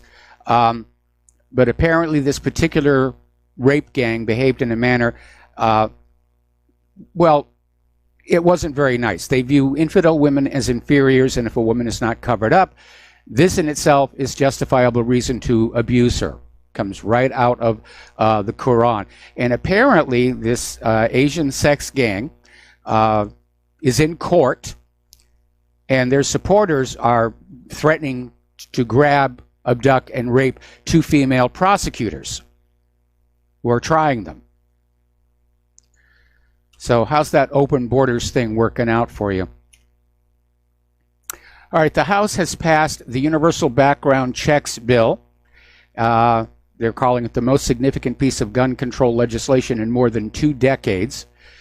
The bill passed by a vote of 240 to 190, and this bill will require background checks on all gun sales in the United States. Currently, only licensed firearm dealers have to perform background checks, and unlicensed dealers, such as those at gun shows, can sell a gun without going through the National Instant Criminal Background Check. They want to change that. They want even private party sales to go through the background check. I got to tell you, I am not all that bothered by this. There are people out there who shouldn't have guns. Unfortunately, the system doesn't work. That one that we had where the guy went in and shot up his workplace, he wasn't supposed to have a gun. He was a convicted felon. Interestingly enough, there's a new trend in firearms ownership. And apparently it is ladies. Women are the fastest growing population of gun owners, and gun manufacturers and accessory manufacturers are starting to cater to them with things like pink holsters, pastel handles. Alrighty, we're going to take a break for station identification, and we'll be back after these few words. And aloha, America. Welcome back to our show, hour number 3. The phone lines are open, 800-313-9443. And I've gotten a few emails from people saying that there are other painkillers besides opiates, and if you're really concerned about the addiction, just ask your doctor, what have you got that will help me deal with the pain that is non-habit forming? Of course, ultimately, if abused, they're all habit forming.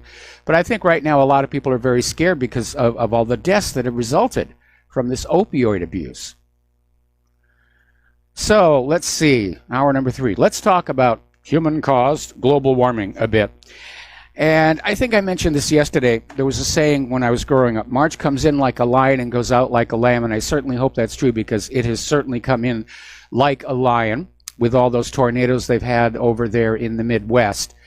Out in Denver, they've had their coldest early March in 60 years. And the temperature in Minneapolis went down to 13 degrees below zero. That is very cold. Over in Delaware, they've got all kinds of traffic problems from heavy, wet snow. It's the Delaware and the Lehigh valleys. And they're saying, yeah, it's another round of winter weather as we start the month of March here. And apparently salt trucks were out there coating the roads in Allentown, just trying to deal with it here. Another blast of frigid temperatures has moved into the New York area that will bring some of the coldest air of the winter over the next few days. So if you're in that part of the country, bundle up. It's actually been unusually cool here in Hawaii, and I know we have no right to complain. We're here in Hawaii, we're in the tropics and everything. But for people who have lived here for a while, which we have, we're used to the warmer weather, and it's actually been getting very, very cool at night. Over at the Dublin airport, There are long delays. Apparently, they've had major snow in the Midlands and east of the country. Drivers are being urged to take extra care on the roads with frost, fog, and lying snow remaining in many areas. Okay, over at Fox 56, this is in Pennsylvania. Snow returned throughout Pennsylvania Sunday, making getting around a bit tricky. It started to accumulate a little bit more. Speed limits have been reduced to 45 miles per hour, and so forth and so on. Over in Brockton, apparently they had to dig themselves out from under 14 inches of snow yesterday, the process of which they were forced to tow 64 cars. They're calling it the heaviest snowstorm of the year. This is when we're supposed to be starting to get into, to that kind of spring-like thing here. So let's get on back here to the Green New Deal, which Alexandria Ocasio-Cortez is promoting. And one of the targets of the Green New Deal is meat. They're coming after those hamburgers, folks. And it's actually been part of the whole global warming agenda to get us all eating vegetarian, which, by the way, if you eat only vegetarian, you can get sick. We evolved to eat a balanced diet, which does include meat. But those cows, they're pumping out, greenhouse gases, and we've got to stop that here. But this Green New Deal, it's like some of the other things that Alexandria Ocasio-Cortez has come up with, like the Medicare for All. Who's going to pay for this? Oh, we'll just pay for it. Really? With what? Oh, we'll just pay for it. No idea. Another article on the same topic, this one out of the BBC. Do Democrats want to take away Americans' hamburgers? They start out saying, is nothing sacred? So apparently this ground beef patty is now ammunition in this latest cultural food fight. And all to fight human-caused global warming. Doesn't look very warm around here. Apparently, almost every coal-fired power plant in the U.S. is contaminating groundwater with unsafe levels of toxic pollution. And this is the result of the first comprehensive survey of the consequences of coal ash waste disposal. Now, when you burn coal, it leaves behind coal ash. And coal ash is very toxic. And you got to figure out, what are you going to do with that? So apparently, let's see, San Miguel Power Plant, Christine, Texas, lithium 100 times over the safe level, cadmium 100 times over the safe level, at least 10 other pollutants. Duke's Energy, Allen Steam Station, Belmont, 12 miles west of Charlotte, cobalt at 500 times the recommended safe level. And it goes on and on from there. All right, we're going to do a shout out now to our honor affiliates who are just now rejoining our network. And, it is an issue. We do have to take care of the environment. The problem is that much of what passes for environmentalism is political opportunism. And again, global warming is a good example.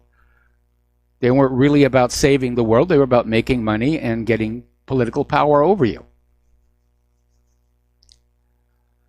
Google's in the news a lot these days. Apparently, Google came on out admitting that these days they actually pay men less than women doing the same job.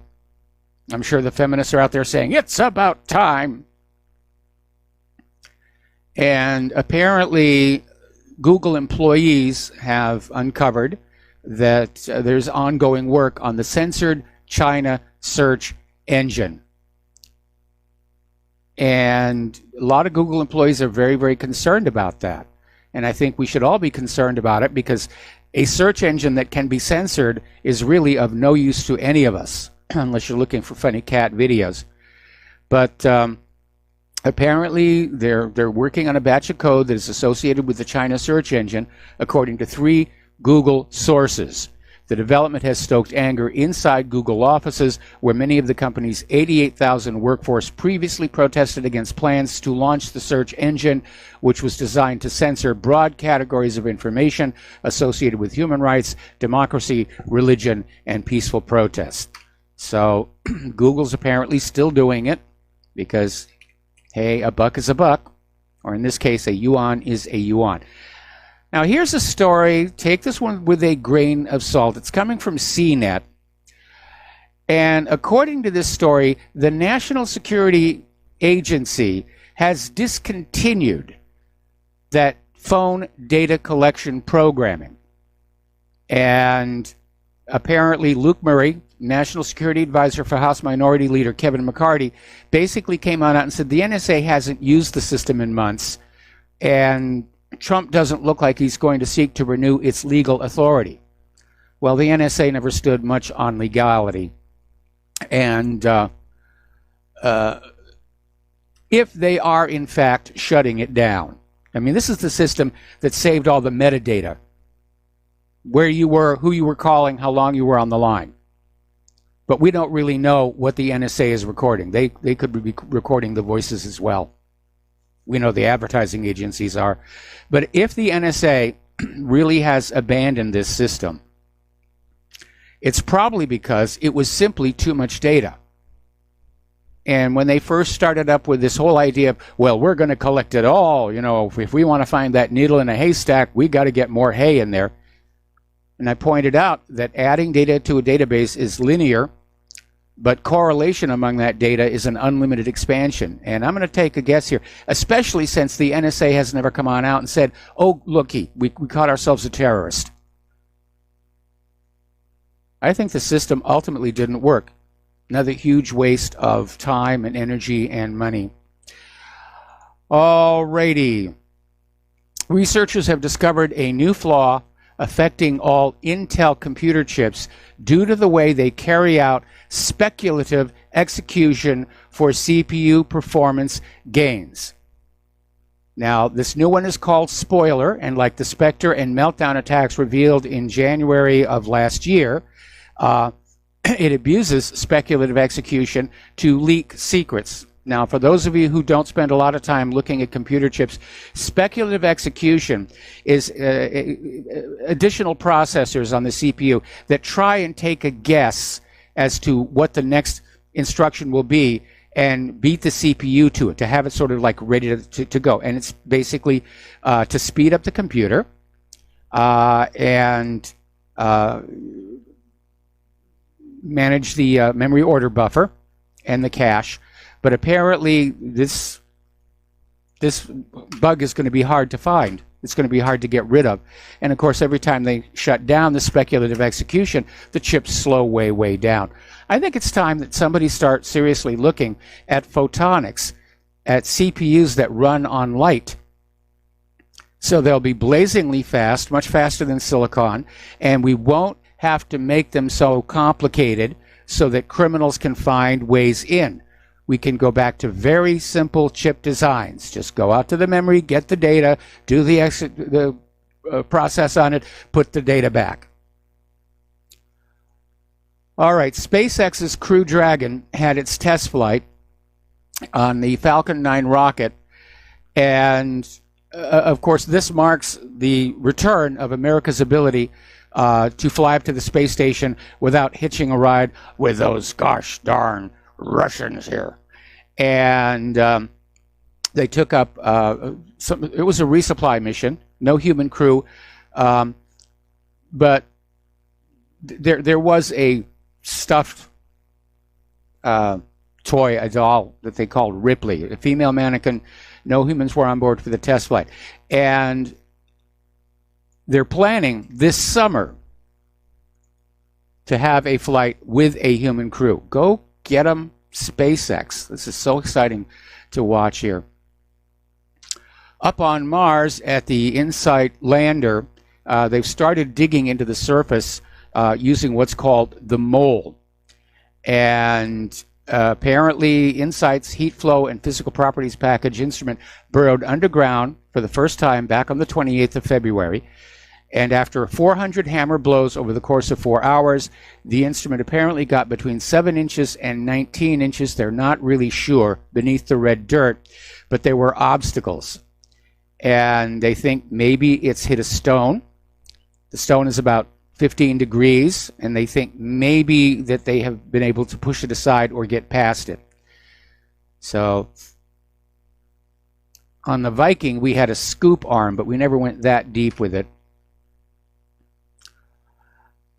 Every time we talk about Planned Parenthood and we talk about, aborted baby parts, I keep wondering, who would buy such a thing? Well, I found one. Apparently, the Department of Health and Human Services says it has granted a second 90-day extension to a contract it has with the University of California at San Francisco that requires UCSF to make what are called humanized mice. And these creatures are made by implanting mice with human tissues taken from late-term aborted babies. So that's apparently one thing that they're doing. And basically, it's creating a demand driven by federal tax dollars for tissue taken from late-term aborted babies. And according to an estimate that's published on its website, the National Institutes of Health, which is a division of the Department of Health and Human Services, will spend $95 million this fiscal year alone on research that, like UCSF's humanized mouse contract, uses human fetal tissue. So they're experimenting on that.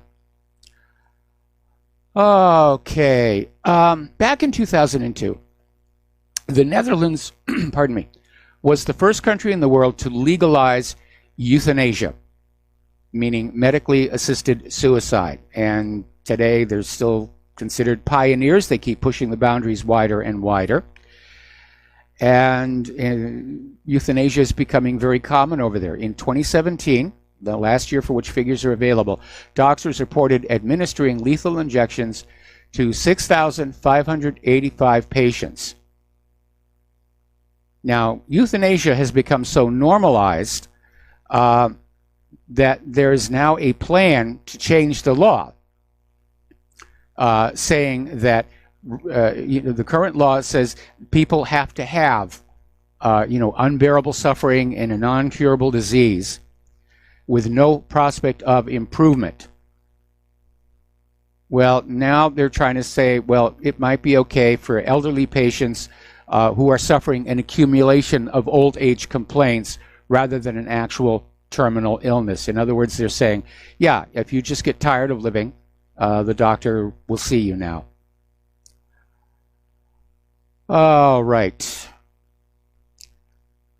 Since 1980, the American Association for the Advancement of Science, which is the world's largest scientific society and publisher, several journals, including Science, they present an annual award for scientific freedom and responsibility to scientists, engineers, or their organizations whose exemplary actions have demonstrated scientific freedom and responsibility in challenging circumstances. Okay? So sounds like it's a really nice award to get. Well, apparently, they ran into a little bit of a snag because there were 2 human health researchers who received this award this year. And they got the award for publishing papers linking glyphosate exposure to chronic kidney disease of unknown etiology in Sri Lankan farmers. And apparently Monsanto got their knickers in a twist, and they brought pressure to bear on the AAAS to the point where the award was retracted. And that's a real bad sign when real science is subordinate to corporate interest. Okay. Another article, this one came out of Waking Times here. There's been a new research program that confirms, once again, all these measles outbreaks that we are hearing all across the country. Oh, it's an epidemic, get your shots. They're transmitted by the vaccinated. And so lawmakers are getting ready to maybe say, there needs to be a little more flexibility in the vaccination laws. Unfortunately, head of the FDA is out there saying, no, everybody has to get a shot here.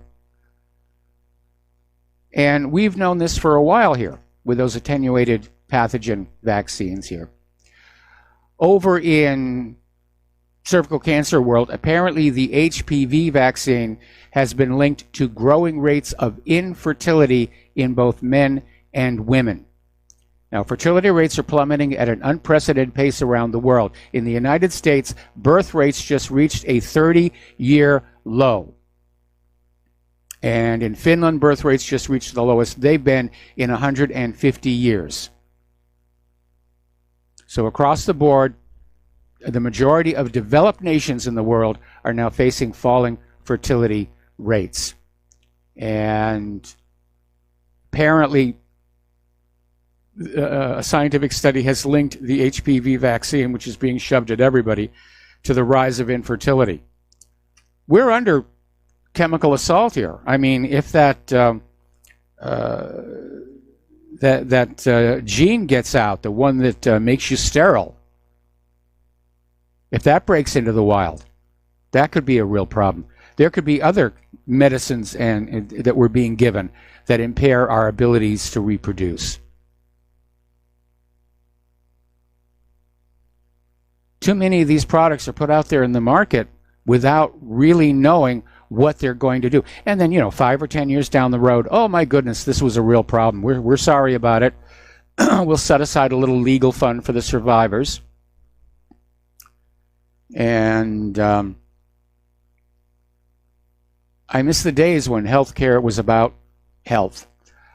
All right, we're coming up here on another commercial break. I see we've got a caller on the line that we're going to get to when we come back from these words from our sponsors. So everybody take a deep breath, and we'll be right back with the rest of our radio show. Aloha America, welcome back to our show here. Let's take a phone call from David in San Francisco. Aloha, David. Welcome to the show. What's on your mind? Oh, Michael. Hey, I heard you talking about vaccinations, and I take it, is this actual pending legislation? It's apparently it's at the stage of discussions. But, there are a lot of people who are saying, we have to have the right to opt out. And, I mean, this product is just being forced on us. It's proving to be ineffective. It's proving in many cases to be actually harmful. But it's all about, taking money out of our pockets and giving it to wealthy corporations who then in turn will share it with campaigning politicians. Yeah, I agree. I mean, I'm pretty much of a naturopath. I believe, if it's like, what is it, the herbs and the plants of the earth will cure your disease or something like that. It's an old biblical reference. Yeah, we're natural critters, and it shouldn't be too complicated. But actually what's complicating it is pollution. And yes. Like a governmental agency will give a corporation the license to poison the river. Either that or the corporation will simply poison the river and not tell anybody. And so everybody downstream can't live a natural life anymore because the water is poisoned or chemically altered so that yes. everybody's gene pool is damaged. So what I'd like to see is, the kind of a network of county extension agents and county health departments. The idea of monitoring cancer clusters, letting people know that there is a cancer cluster would be a good start. Yeah, it's very hard to get that information. I was surprised because some years ago I was involved in a discussion about whether the certain radio transmitters were causing cancer. I couldn't actually find a high-resolution cancer map. I found one that was divided to in 3 sections.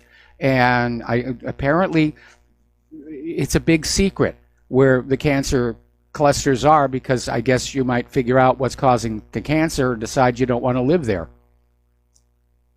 It's funny. Somebody lent me, I'm trying to think of what they call it, not BODs. There's some kind of an electronic gizmo that you can test for electronic fields. Yes. I think even like private eyes, if they go into a room, they can tell where a bug is by aiming stuff at the wall, right? Yep. So you can do. One time somebody lent me theirs, and I climbed on a city bus down here in San Francisco, and I rode it like all the way downtown, and that thing was going, just carrying on like crazy in various spots, and it didn't make sense, some of the spots, but as I understand it, there are big, like we've got the electric train, so they probably have the major motors or the power grid is. That's probably exactly, that's probably exactly what's going on. You do have to be careful with those meters. Very often you're getting readings from perfectly benign sources. And, but yeah, anyway, anything else? Well, I guess the biggest thing was you were talking about if it's pending legislation. So would that be Trump and his buddies trying to create that? See, they want to deregulate, right? And I contend that the polluters are responsible for our health problems. Yes. If we're natural critters, we should be able to live pretty easy. But if there are people that are intentionally poisoning the water, the soil, the food, they're cheapening the quality of the nutrition, then we're given rays and all sorts of different, 24-hour-a-day electronic fields. It's obvious that, the natural man can't make it anymore. Well, that's by design. It's much more difficult. That's by design. The government wants us dependent on them to keep us under control. Corporations want us dependent on them for the basic life's necessities. They absolutely detest anybody being able to walk outside their own home and pick something off of a plant in a garden or get water from a well. They want it all to be commoditized. They think that you should not be allowed to live unless you're constantly pouring money into the corporations. Sure. That's one of the reasons why I like that old, there was a law of Moses called Jubilee, where every few years you just cancel out the debts. And I ran into a book called Who Tampered with the Bible? And it talks about the various politics that got into various eras, and various people tried to, write that out of the Bible to make sure that, the merchants could still loot the temple. And so this Jubilee was, I took it like if you had a Katrina, it wiped out a whole region, you got to cancel all the debts. All those mortgages got to go back to zero. Everybody's got to start over, and to have a mortgage hanging over your head while you're trying to start from zero is like a death sentence. It's twice as much burden to survive. Yep. And so Jubilee was based on that, where you have a natural disaster, an act of God. So the money doesn't mean anything after an act of God.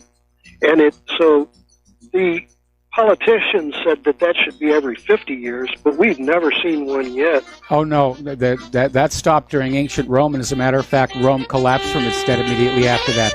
David, got to let you go. Got to take a break for a commercial. And aloha, America. Welcome back to our show here. We're talking about vaccines. We're talking about the HPV vaccines. And HPV vaccine injuries are not rare. In fact, neither are vaccine injuries in general. The National Childhood Vaccine Injury Act, basically to date, that vaccine court has paid $4 billion, that's with a B, to families with vaccine injured children. And even they're saying they're not getting them all, that this is just 1%, because most time parents don't recognize vaccine injury for what it is. Okay, we're going to take a phone call from Mark in Montana. Aloha, Mark. Welcome to the show. What's on your mind?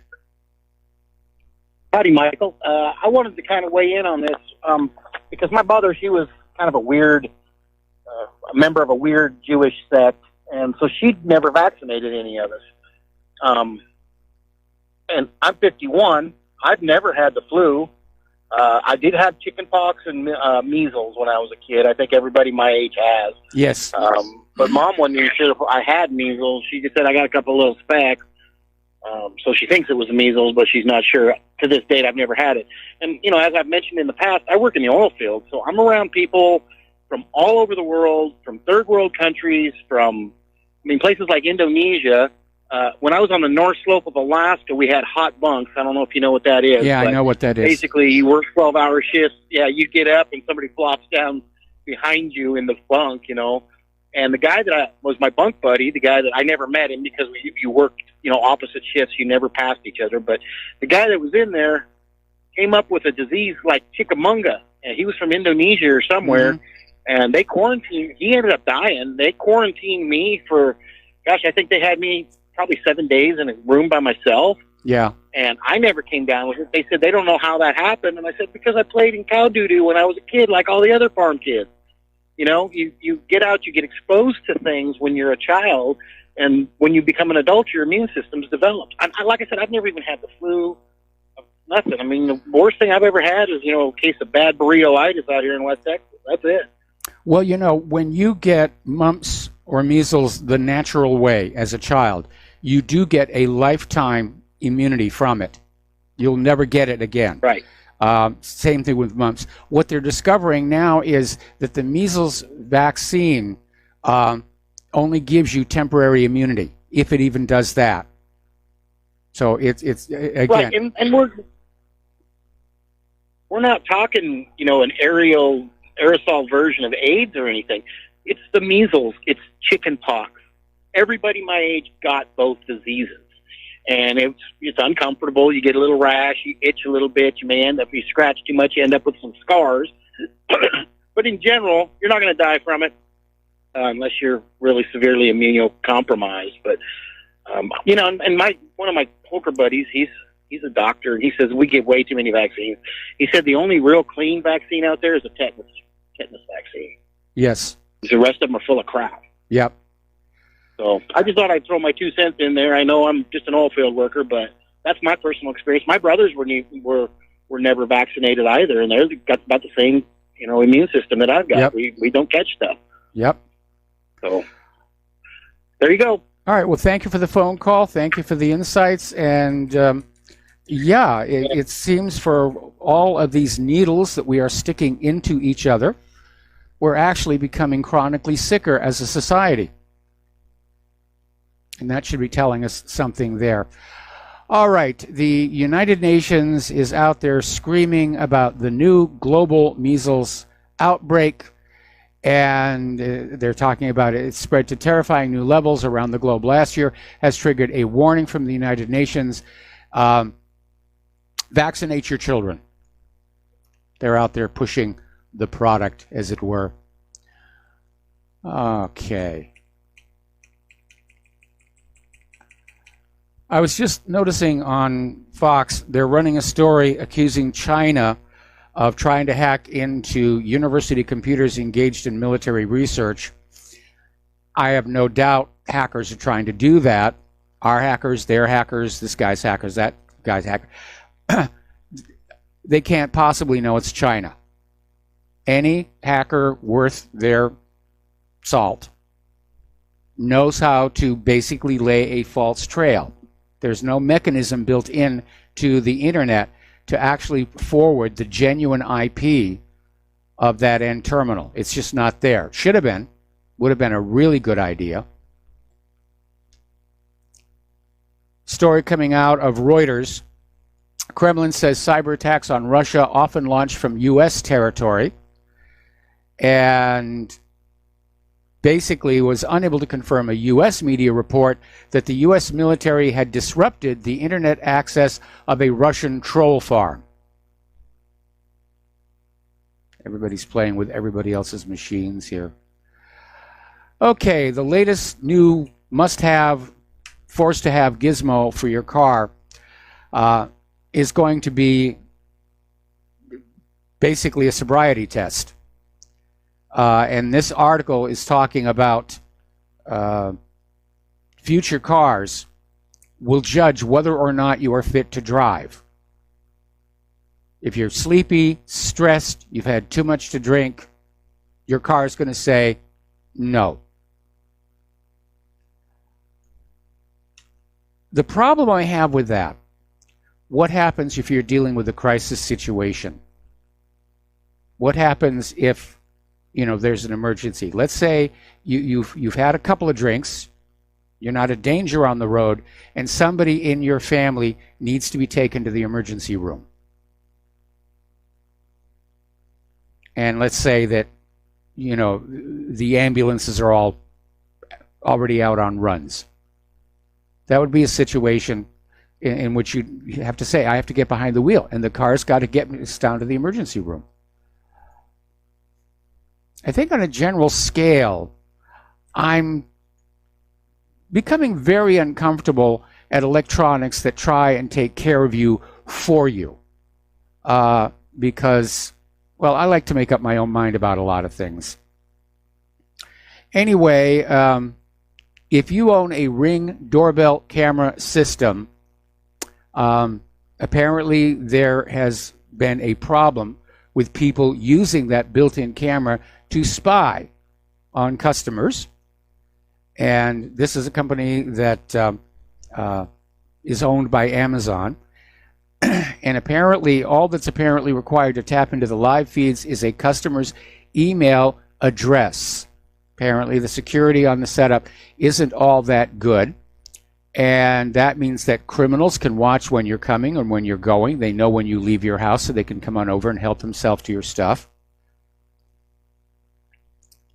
Not thinking these things all the way through here. All right, the next big thing for the iPhone, I guess this is going to be for the iPhone 11, is they're going to put one of these 3D cameras on the rear of the phone. On the iPhone 10, it's on the front because it does the facial recognition. But apparently they've decided they're going to put one on the back of the phone so that as you swing the phone around, it will try and tell you who's standing in front of you. Okay. All right. A UN human rights expert has published a draft list of questions to measure countries' privacy safeguards. This is a first step toward ranking the governments that are potentially doing the most snooping on their own citizens. This is coming from Joseph Kanataki. The UN Special Rapporteur on the Right to Privacy submitted the draft questionnaire touching on everything from chat rooms to systematic surveillance to the UN Human Rights Council and invited comments, I guess, toward the middle of the year. And he's apparently been investigating privacy since 2015, especially after Edward Snowden's revelations about U.S. surveillance. Okay. Oh, we have some more human-caused global warming. I had this out of the area. Largest snowstorm this season has begun in New York City. And extremely cold temps into Monday morning. Well, it's already Tuesday here. Some of the stuff is a little outdated. Apparently, it's snowed in Baltimore, and they're dealing with that there. And we already talked about the tornado outbreaks in Alabama. Apparently, they also had tornadoes in Georgia. And I guess that 23 fatalities is now a firm number. Over in the Democratic Republic of the Congo, there is a growing problem in that these clinics that are being set up to deal with the Ebola outbreak are being set on fire. Arsonists are burning them. Apparently, the locals don't trust the medical personnel, and so they've burned 2 of them now. And Ebola's been around there for 7 months. It's claimed 548 lives, and they're saying it's still not under control. All right, we're going to take a phone call here. Thomas in Florida. Aloha. Welcome to the show. What's on your mind? Yeah. Hello. Hello. Yes, I wanted to make a comment about your vaccinations that were being spoken about just a little while ago. Yes. Many years ago, my oldest son now is almost 30, and I happened across a book by a doctor. He was a pediatrician. His name was Dr. Robert Mendelsohn, and he's deceased as of now. He died a long time ago, actually. Yeah. But he wrote some wonderful books. And one of the books that we got was called How to Raise a Healthy Child in Spite of Your Doctor. And he wrote it in 1987. And even then, he said, you don't need vaccinations. He talked about all the various things that they try to freak out about, like measles, mumps, chickenpox. He gave the statistics of what damage could possibly happen if your child did actually get them. And he basically debunked everything. In fact, we never even had a pediatrician for any of our children, and we never vaccinated them, simply because of what we read. So anyone who has grandchildren or children, they should look him up. He was way ahead of his time. Yes. He wrote another book in 1988, and the book was called "But Doctor, About That Shot," and then it says the risks of immunization and how to avoid them. This is way before they started actually poisoning the shots with all the additional stuff today. Yes. So he was he was a wonderful man. I have a friend who actually met him before he died. She was she used to do home births, and she was, quite accomplished. She had thousands of births under her belt, and she met with Dr. Mendelsohn. And there's absolutely no reason to be vaccinating your children, none at all, and it just causes harm. Yeah, well, but it makes money, and that's why they're ordering everybody to do it. And it really is. And the thing is, if people just remember that and write it down, because if they have any people that are having children, it puts your mind at ease. We started off sort of with a pediatrician, and one of my oldest boy got this thing called roseola. And the reason we were able to diagnose it is we went into Mendelssohn's book. It was like our Bible. Yes. And honest to goodness, we called them up and we said, and I described the symptoms, and I kind of said, well, and I know the prognosis is just basically this. It's not going to be serious. And I remember the pediatrician basically said, well, you can bring him in if you want to.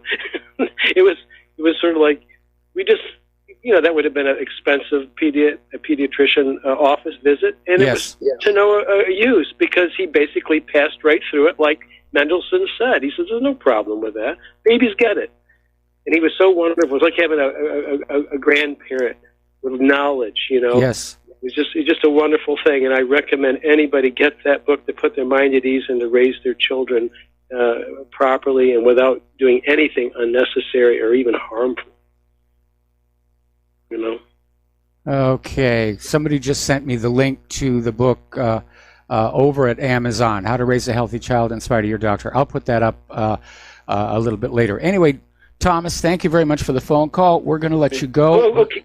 Could I say one more thing? Yeah, one more thing. One more thing. You mentioned something about this thing that just passed in the House about this, universal gun registration, and I agree with a lot of what you say, but I kind of took, offense. I think what you said. Oh, maybe it might be a good thing. It's actually not a good thing, because anyone who ever did anything with a weapon, they got them illegally. They stole them. There's no way to control it. And Americans have always been able to, on a personal level, be able to buy and sell firearms amongst themselves. And I think if once you take that away, that's going to lead to basically they're going to know everyone who's got a gun eventually.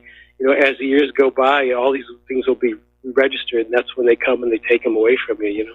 Well, I know there is that issue about gun confiscation, and I know that there's a lot of Democrats who want to just flat out confiscate the guns and get it over with. But again, the problem with the system that they already have is it didn't work. In the case of that shooting where this guy was let go from his job and he just had the gun with him and he uncorked on his co-workers, he wasn't supposed to have the gun. The problem is they'll develop a list. They'll develop a list for all us innocent people who've been doing it forever amongst ourselves. And then, this is the thin end of the wedge, That's what I say. Well, I know it's a contentious issue. It is. Okay.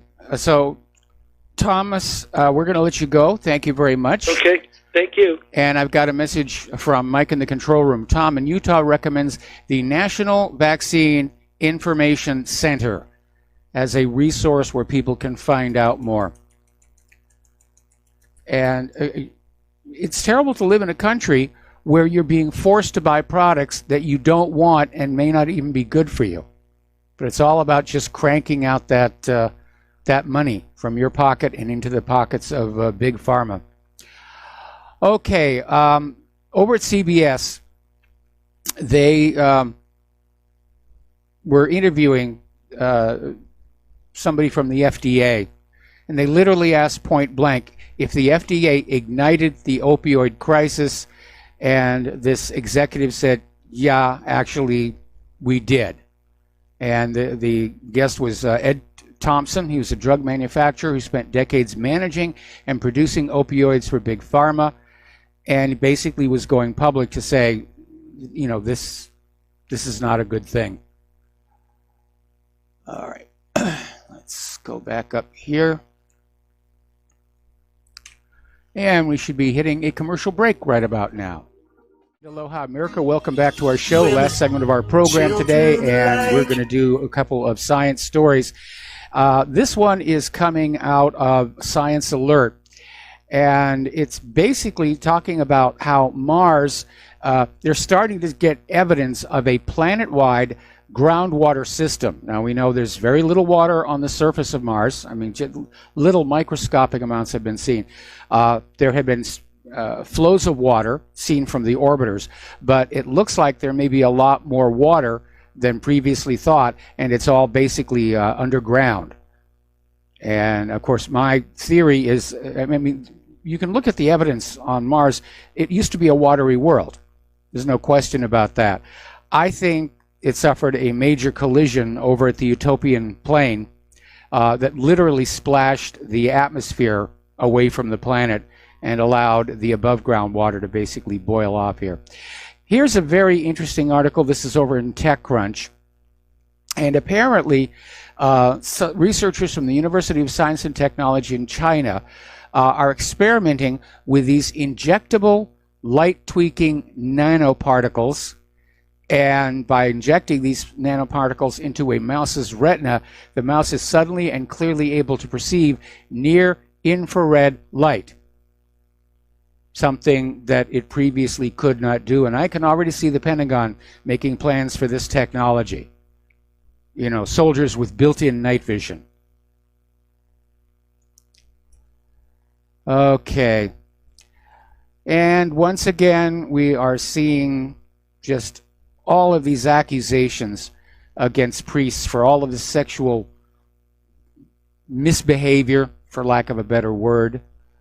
And it's kind of hard to imagine people still being faithful, if you will, to the Catholic Church when so much has come on out. And apparently there have been something like 400 priests and others associated with the church just in New York State. And apparently there is another wave of accusations about to be unleashed. More than 1,260 sexual abuse claims have been resolved, and at least $228 million paid out in compensation over the last 2 years under a systematic reconciliation program adopted by New York's 8 Catholic dioceses. And I think it's great that the victims are getting compensated, but what are you doing to stop the problem? Because it is a problem, and it has been for decades. It may have been a problem going all the way back to the beginning of the church. But you can't claim to represent the supreme morality of a divine being and behave like that. It just doesn't work. Alrighty, so we're coming up here on the end of the show, and this time I'm going to remember John Stadmiller's name. Talk about a memory problem there with that one. So stay tuned for John Stadmiller's program. He's got a lot of things to share with you. Please take what you learn here and at the website, share it with everybody that you know. And please donate to Republic Broadcasting. Please donate to What Really Happened. We'll be back tomorrow. Aloha, America.